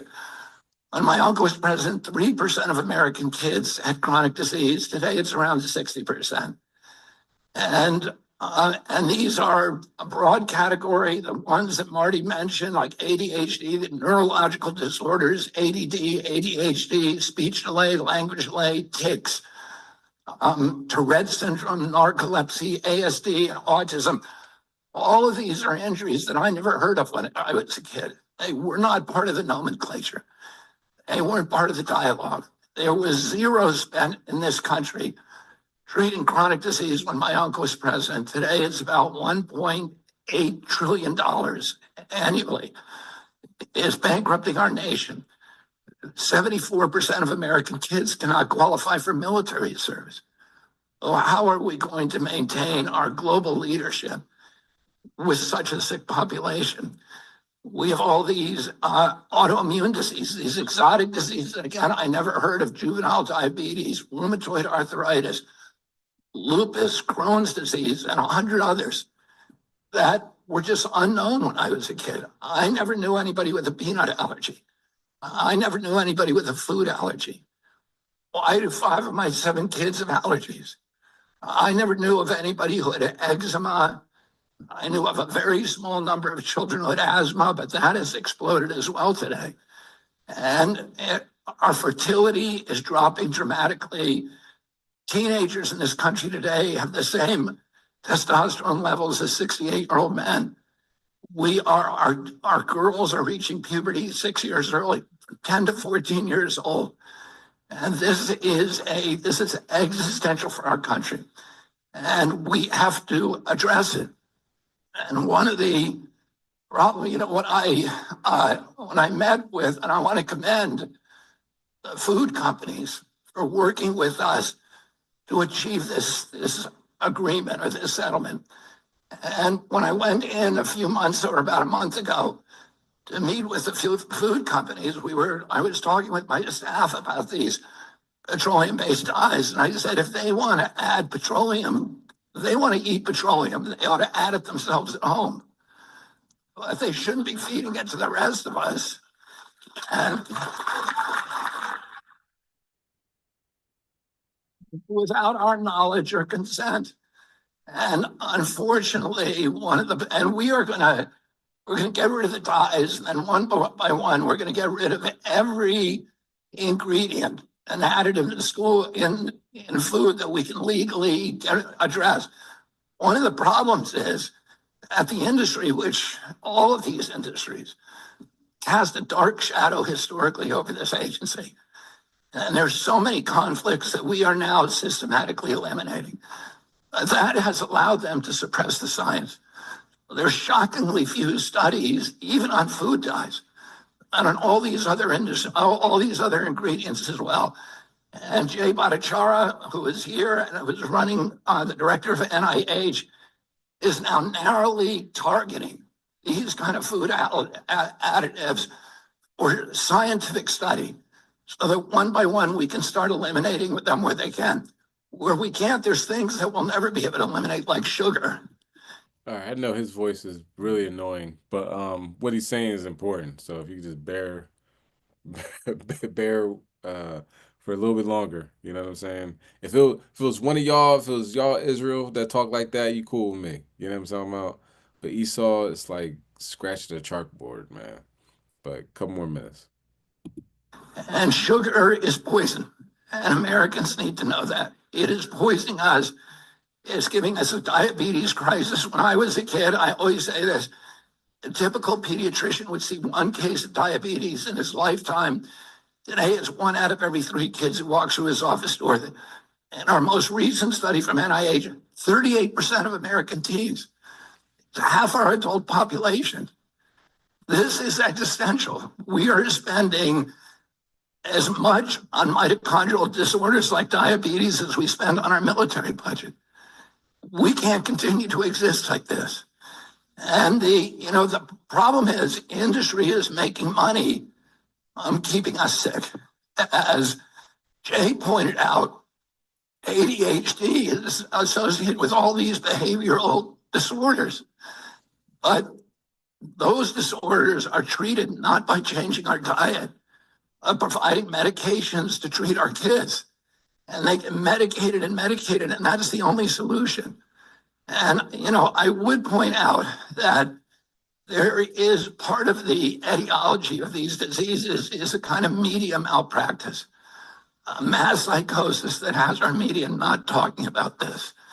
And one of the possible reasons for that is the amount of money that's coming from the pharmaceutical companies into our media and from these food companies for the advertising.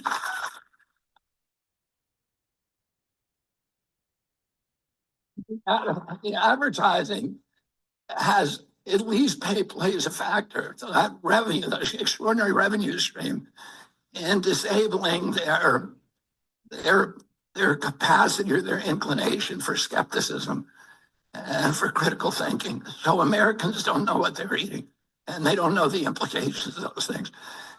And for those products, Mark Hyman says in his book, the 10-day sugar detox diet, which I'll give a plug to, is a very good book. He talks about how dangerous sugar is and how it's as addictive as crack. And our children are addicted to it from when they're little kids.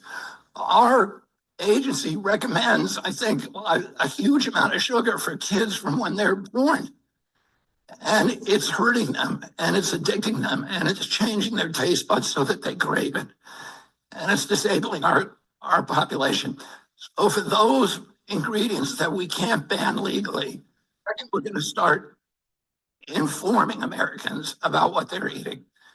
And we're going to try to work with Congress and the White House to make sure that we have adequate labeling so mothers who go into the grocery stores know what is good for their children and what is not. I want to say one other thing about the moms. When I went and spoke for the first time, and I met with the heads of all the food industry companies. One of the things that they said to us is that the worst thing for us is if we have a patchwork of legislation in all these different states, because then we're not capable of marketing nationally distributed products, because we're going to have different regulations in every state. And they didn't want that. And that's one of the reasons they came to the table with us. All right. So, like RFK was saying, now that Esau's saying it, it might go over a little bit more. You know what I mean? But anything called dies, it's called die. You know what I mean? It says die. You know what I mean? I don't want any die. You keep your die. All right. Also, they make these things in the Food and Drug Administration. So it's food and drugs in the same building. You know what I mean? Like, is this food or is it drugs? Like, I don't know. Let's put it together and we'll see what happens, you know? So, it's good that these things are happening, but I just got a sinking feeling that ain't for us. You know what I'm talking about? Whatever they got planned, they're probably going to do it soon the way they're moving in this direction. Okay, so let's just keep in mind, keep our eyes open, eyes peeled, loins girded, metaphorically speaking, just on point. Okay, let's go to Deuteronomy 28 and verse 43. You get to see we talked about this a little bit last week, but the public lynching, you know what I'm saying? We had of course, on the Sabbath, talked about like real lynchings. This one was just in case anybody wants to get out of line. And Dr. Umar says it best, so I don't even want to, get too deep into it. It's a fairly lengthy interview, but he's on point. You know what I mean? Even though, we know Dr. Umar is the Prince of Pan-Africanism, you know what I mean? Doesn't acknowledge that he's an Israelite. The brother does have good points, so we're going to look at that after this scripture. Deuteronomy 28, verse 43. So this is the sports and entertainment section of the Wednesday wake-up call. How they did Deion Sanders' son. You know what I'm saying? When projected to be, a top quarterback. Verse 43. So this is the sports and So he's supposed to be a top quarterback in the league, and what they do? They put him out there and nobody would touch him. You know what I mean? Just like Colin Kaepernick. Best available, they don't care about that. Can it help them win a Super Bowl? It's not important. You know what I mean? What's more important than them winning a Super Bowl, which is a coveted idol they could put in their, trophy case and, and get other players on their team because we're the Super Bowl champions, this, that, third. They don't really care about that. What they care about is that you stay in your place, Ninja, that you don't get out of line, that you don't get uppity, that you don't start speaking, start talking smart. You know what I mean? Who learns you, boy? That is more important than their success. And that's why America will never go anywhere. One reason America will never go anywhere, because they rather us lose than for them to win, which is mind-boggling. All right. But Deuteronomy 28, verse 43, the stranger that is within thee shall get up above thee very high, and thou shalt come down very low. Thou shalt lend to thee, and thou shalt not lend to him. He shall be the head, and thou shalt be the tail. So going over the curses about how we would, the fruit of our labors will never, will never amount to anything. They're always going to take it. They're always going to they will always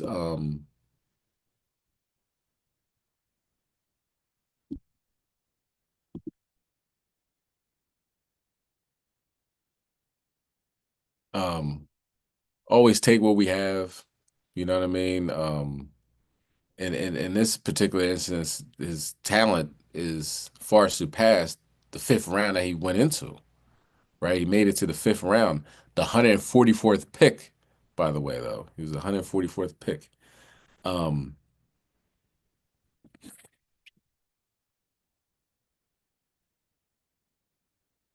Fuck yeah. So him not going to the 1st round, he missed millions and millions of dollars. You know what I'm saying? And he went to a team that has about 5 quarterbacks already. They showed a picture of the coaches when they drafted him. They're clapping like this, like real slow. And then they talked about it like, why would you do something like that? Like, oh no, the way it was timed up, it doesn't necessarily mean that we were clapping at that time when he got drafted. You know, we're really tired that day anyway. Like, just excuses. But I'm gonna let Dr. Umar bring out his thoughts on it, and we'll come back and talk about it. How you feel about this situation with Shedeur Sanders, him getting drafted in the 5th round? The Shedeur Sanders scandal, as I'm going to call it, not a scandal on his part, but a scandal on the racist NFL part, to me is a reminder to every Black man in America. No matter how rich, no matter how wealthy, no matter how famous, you are still a ninja in this society. And you better never forget that. First of all, Shedeur Sanders was my favorite college football player for the past couple of years. He's probably going to be my 2nd favorite football player behind Jalen Hurts. I even heard that the Eagles were interested in him. But I believe, allegedly, that the NFL owners got together. And I do believe, unlike my good brother Stephen A. Smith, and I do believe, unlike my good brother Stephen A. Smith, that NFL Commissioner Roger Goodell, I believe, allegedly, was also involved on this scandal to embarrass, humiliate, and sabotage both Deion Sanders and his son Shedeur on draft day. I believe that all 32 NFL team owners and their executives and NFL Commissioner Roger Goodell, I believe they all came together in a KK Ku Klux Klan type of clandestine meeting. And they decided, allegedly, I believe, that they were going to embarrass, humiliate, and sabotage both Deion Sanders and his son, Shedeur Sanders, on draft day. Everybody who is anybody, Art, in the world of sports, whether you are amateur, novice, professional, expert, everyone had Shedeur Sanders being picked in the top 10. Nobody had him sliding out of the top 25. Nobody, anywhere, anyhow, had Shedeur Sanders out of the top 25. Most had him in the 10. Some people like myself had him in the top 3. Some had him as number 1. Because as you know, the quarterback position is one of the toughest positions to fill on any football team, let alone NFL. Travis Hunter goes twice. Congratulations to Travis. I'm happy for him. Cam Ward, University of Miami. He goes first. Congratulations to Cam Ward. I'm happy for that brother. Wish him the best. Him and Shedeur was really the toss-up for number 1. Who would be 1? Who would be 2?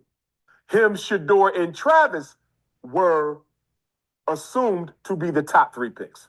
However order they came, most people thought Cam Ward, Shedeur Sanders, Travis Hunter. So we're watching the NFL draft. And by the way, everybody watched the draft to see where Shedeur was going. Cam Ward went 1. Travis went 2. The only person left, Art, to watch to see where they fell was who? Shedeur Sanders. So guess what? No team selected him in the 1st round. Even teams that needed a starting quarterback and teams that needed a good backup quarterback. 2nd round comes. No teams again. 3rd round comes. No teams again. 4th round comes, no teams again. And then in the 5th round, Art, Shedeur Sanders, one of the easily top 5 best football players in college last year, the only quarterback, the only one last year, Art, to complete 80% of his passes, an FBS record. Shedeur Sanders was the only quarterback to complete 80% of his passes in the entire FBS, and he doesn't get selected until number 144. Now listen to that. 144. He might not completely grasp that number. He could have won 143. He could have put in 157. He went 144. That's a obviously a message from the Most High to us, to the ones that know, that get it. We don't need Esau for any of his for anything. You know what I'm saying? The Most High got us. All right, and he went 144. And his name, Shedeur, means light of the Almighty. Light of the Almighty, or field of light. Now look at that. How spiritual is that? Field of light. 144. Let's continue. 144. He was at the bottom of the first half of all of those who were drafted. Out of 230-something draftees, Shedeur comes in at 144. Nobody can convince anybody that Shedeur was only the 144th best player in this year's draft. You know what this was, Art? This was the NFL plantation slave masters. This was the NFL's plantation slave masters coming together to remind Deion Sanders, Shedeur Sanders, and Black America that you have no say-so here. You have no power here. And if you ever think that you are our equal, we will destroy you. Art, by sabotaging Shedeur and pushing him to the 5th round, they sabotaged his pay. They sabotaged his pay. A top 3 pick in the NFL draft is guaranteed, Art, usually to get a contract worth at least $40 million. Easily. Top 3 pick, $40 million or greater. Shedeur ends up number 144 of the 5th round. He may get a $4-5 million pick. In the grand scheme of things, not a big deal, Art. Why? He already has an NIL deal. His father just signed a nice contract. His brother Shiloh, I believe, is a walk-on at Tampa Bay. They're going to be all right. They're not hurting for money, but that's not the point, Art. They had no right to embarrass and humiliate and sabotage the Sanders family like the way that they did. Now, everybody knows I did not appreciate the way Deion Sanders left Jackson State. Everybody knows I did not appreciate the way Deion Sanders left HBCU Jackson State. But that's in the past now. We can't do nothing about it. I stand in solidarity with the Sanders family over this because this is wrong. And whether it's Shannon Sharpe or Carmelo Anthony or Shedeur Sanders, an attack on any black man is an attack on every black man. This was wrong. And I'm hoping that Deion and Shedeur will sue the NFL for racial discrimination and collusion against Shedeur on draft day. This ain't the end of this, Art. They need to sue. Do not let this go, Deion. Do not let this go, Shedeur. Do not let this go. Because guess what, Art? What better karma could Shedeur get from this than to sue the NFL and get all $40+ million back that they robbed from him on draft day? Think about it, Art. If he sues and wins, he will get all of the $40+ million they robbed from him on draft day, plus a whole lot more. and he can change the rules to make sure this never happens again. I know he don't want to do that. I know Deion Sanders is not the activist athlete that Muhammad Ali or Colin Kaepernick were. I understand that. But Deion, you might got to go RBG on this one. You might got to go straight Black Panther on this one, because what they did to your son was unacceptable. And You know what? The thing is, they said they want whites only. Watch the rest of the interview on Art of Dialogue. It's whites only. Now, I think in the as far as the owners go, the slave owners at the NFL, they have I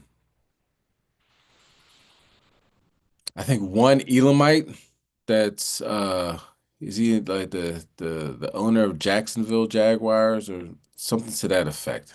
Is it Carolina Panthers? One of them down south teams in blue. Might be the Panthers, I'm not sure. But anyway, so all they do is hop on the Zoom and say, guess what? Nobody picked him. And guess what? Nobody picked him. Like he was saying, like Dr. Umar was saying, he's top 10 at the most. But he went all the way down to the 5th round, 144, pick 144. Just really to, show him who's boss. He's uppity. He thought he was real good. He had confidence. That's one thing they don't like, is confidence. You know what I mean? A confident Negro is a dangerous Negro, right?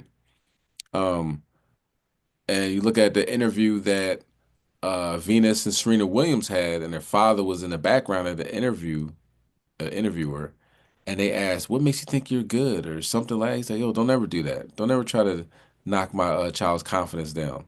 Do you know what I'm saying? And that's one thing they do. If they have you questioning yourself, questioning your confidence, questioning whether you are able to compete with them or even outshine them, if they put that in your mind that you're not, then they can manipulate you, and that's what they do. All right.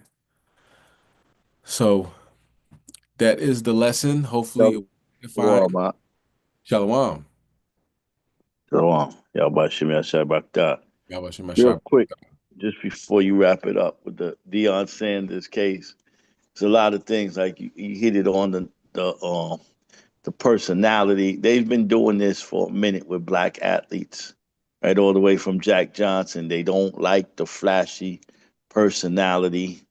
AI was one that had to go through that with the cornrows when he came in the league, even though he was so talented.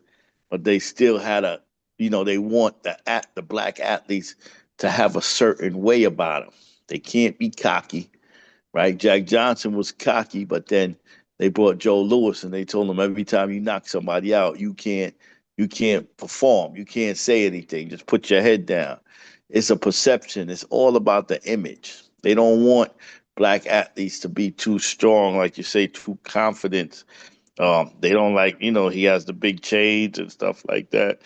All those things rub these devils away. But the main thing they rub is the father, too. The father in the background.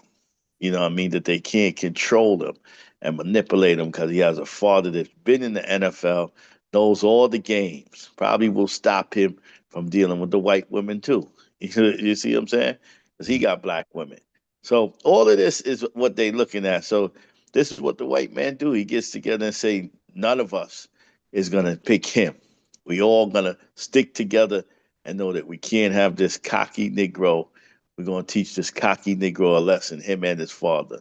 You know what I mean? And that's what it is. That's what it's about. That's totally what it is about. Dr. Umar was saying, they're not going to sue. They're not going to sue because he comes from money. Deion has money, and they don't want to offend the NFL. They know if they sue the NFL, that's it.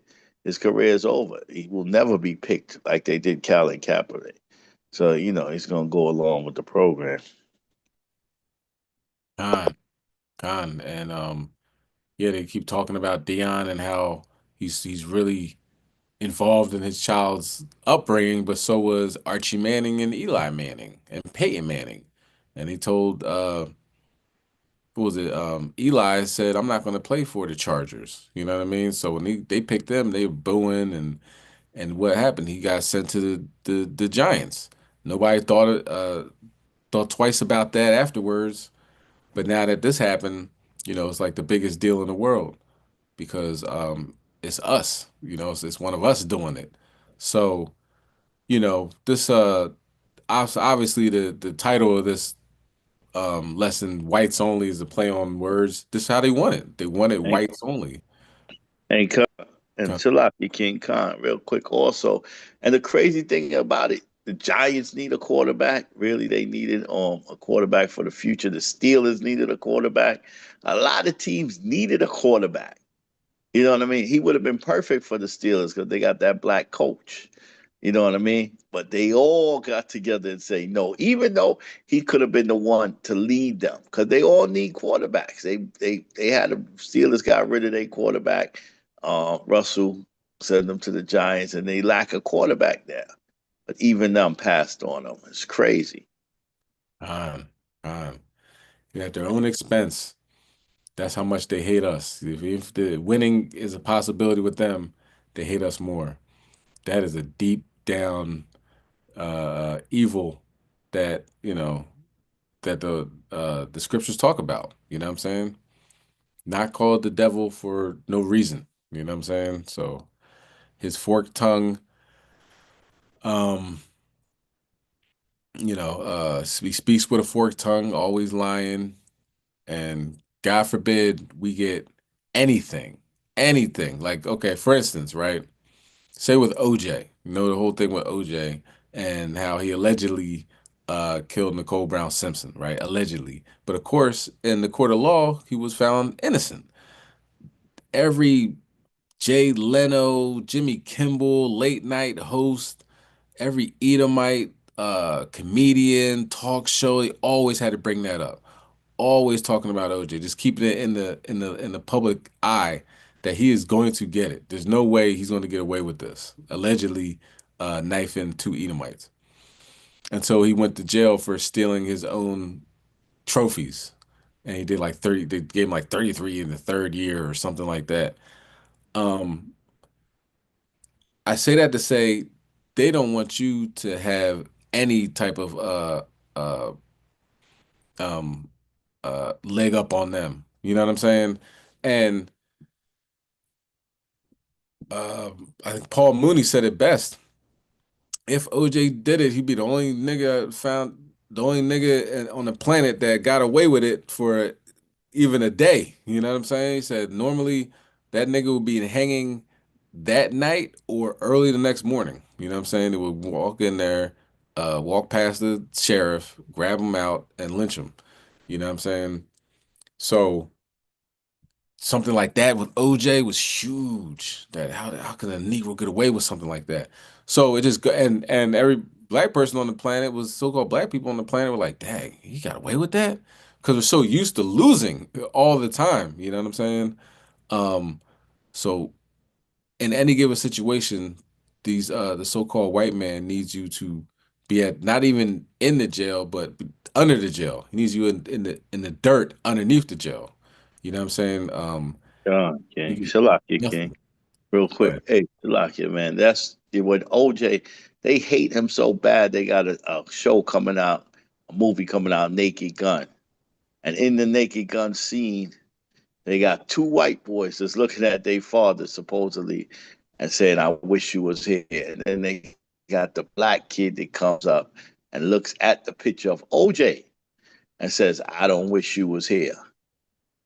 That's how much they hate that man. They hated that whole case got to them so bad. And I believe they killed Johnny Cochran. I believe they was experimenting with the thing with the cell phones. They did it with Khalid Muhammad too. Brain whatever.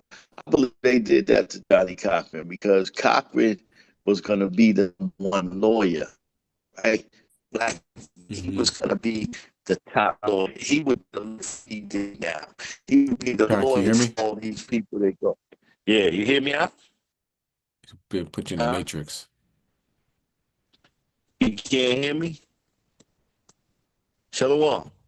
Shalom. Shalom, can you hear me? You hear me? I think he's having Shalom. trouble. Khan. So Elder might be having trouble with a connection. Okay, But you yeah, all hear me out? Khan with Johnny Cochran and OJ. You know, that was huge. You know, the Edomites don't want you to have one up on them at all. You know what I'm saying? So how baffling is it going to be when they come to find out that the savior is a so-called black man? All right, when Yahushua comes back and cracks the sky that he has brown skin and woolly hair. You know, not going to be a lot of smiles and laughter in that day. You know what I'm saying? And everything that they've done, it's going to pay them back, taking our black excellence out of the museums. You know, what to do with Shador Sanders, just a whole plethora of things that these Edomites do to to further oppress us. But let's keep following these law, statute, commandments. You see what's going on. We're at the end, so just stay focused and allow the Most High to work and cast judgment on Esau and other nations. All right, that is the lesson. Hopefully, it was edifying. So if you want to stand and face the east or prostrate and face the east, we're going to close out in prayer. Kwame Yashala.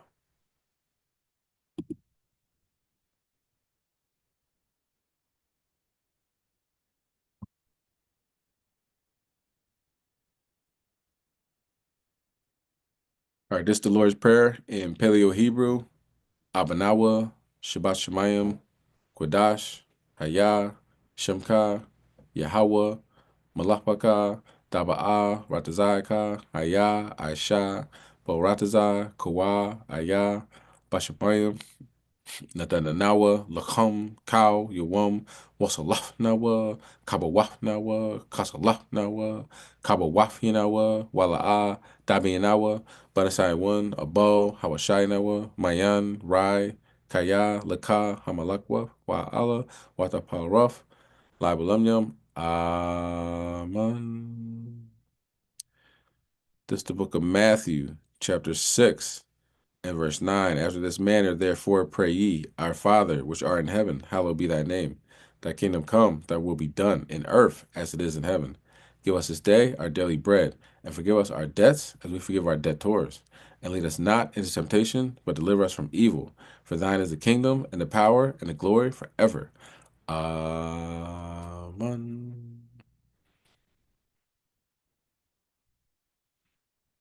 O Lord, Yahweh, we come to you humble and shamefaced in these last days. Please continue to vex and oppress our enemies.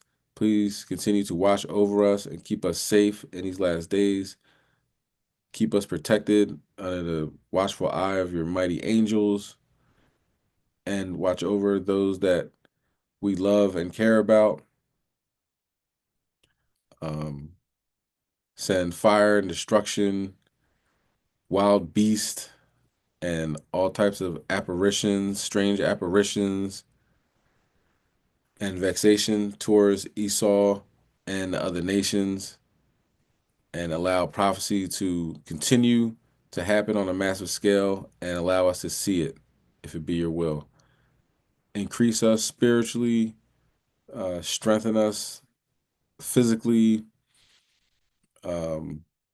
increase us financially, and send your son back, Most High, so we can inherit the land filled of milk and honey like you promised to our ancestors. In Yahweh's name we pray. Amen. All right. So hopefully everything was edifying. Everybody that's on YouTube, Zoom, Clubhouse, Kwame Yashala, we got next. Keep going. All right. They want to make it whites only, have whites only pie. You know, there's a white drinking fountain. They want to have that, but it ain't going to happen. You know what I'm saying? See what the Most High is doing one thing it's too many things to talk about, but one of them was the rift now between Elon Musk and Donald Trump. What was it, a couple months ago or a month ago? He's giving a Nazi salute, and everybody loves Elon Musk. Now people are burning his trucks. Not saying everybody loves him, but people are burning his trucks. He's firing people. They're protesting in front of his dealership. His stock price went down 71%. God will take care of these people. So even, if it looks crazy, make me really upset. Oh, how dare they take the artifacts out of the museum. But keep this in mind. I forget where I seen this at, but it's pretty much saying if one of us survives, we all survive. We have the mind state of what they have done. It's in our minds. We got, walking, talking books of Eli, brothers that know this Bible back and front. They're going to try to take away, what we have.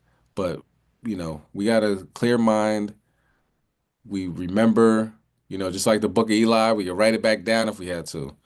But the Most High is not going to put anything more on us that we can handle. You know what I'm saying? So all the stuff that he's doing, he's going to get paid back for it. So don't ever forget that. We got next. Kwame Yashala. Shalom.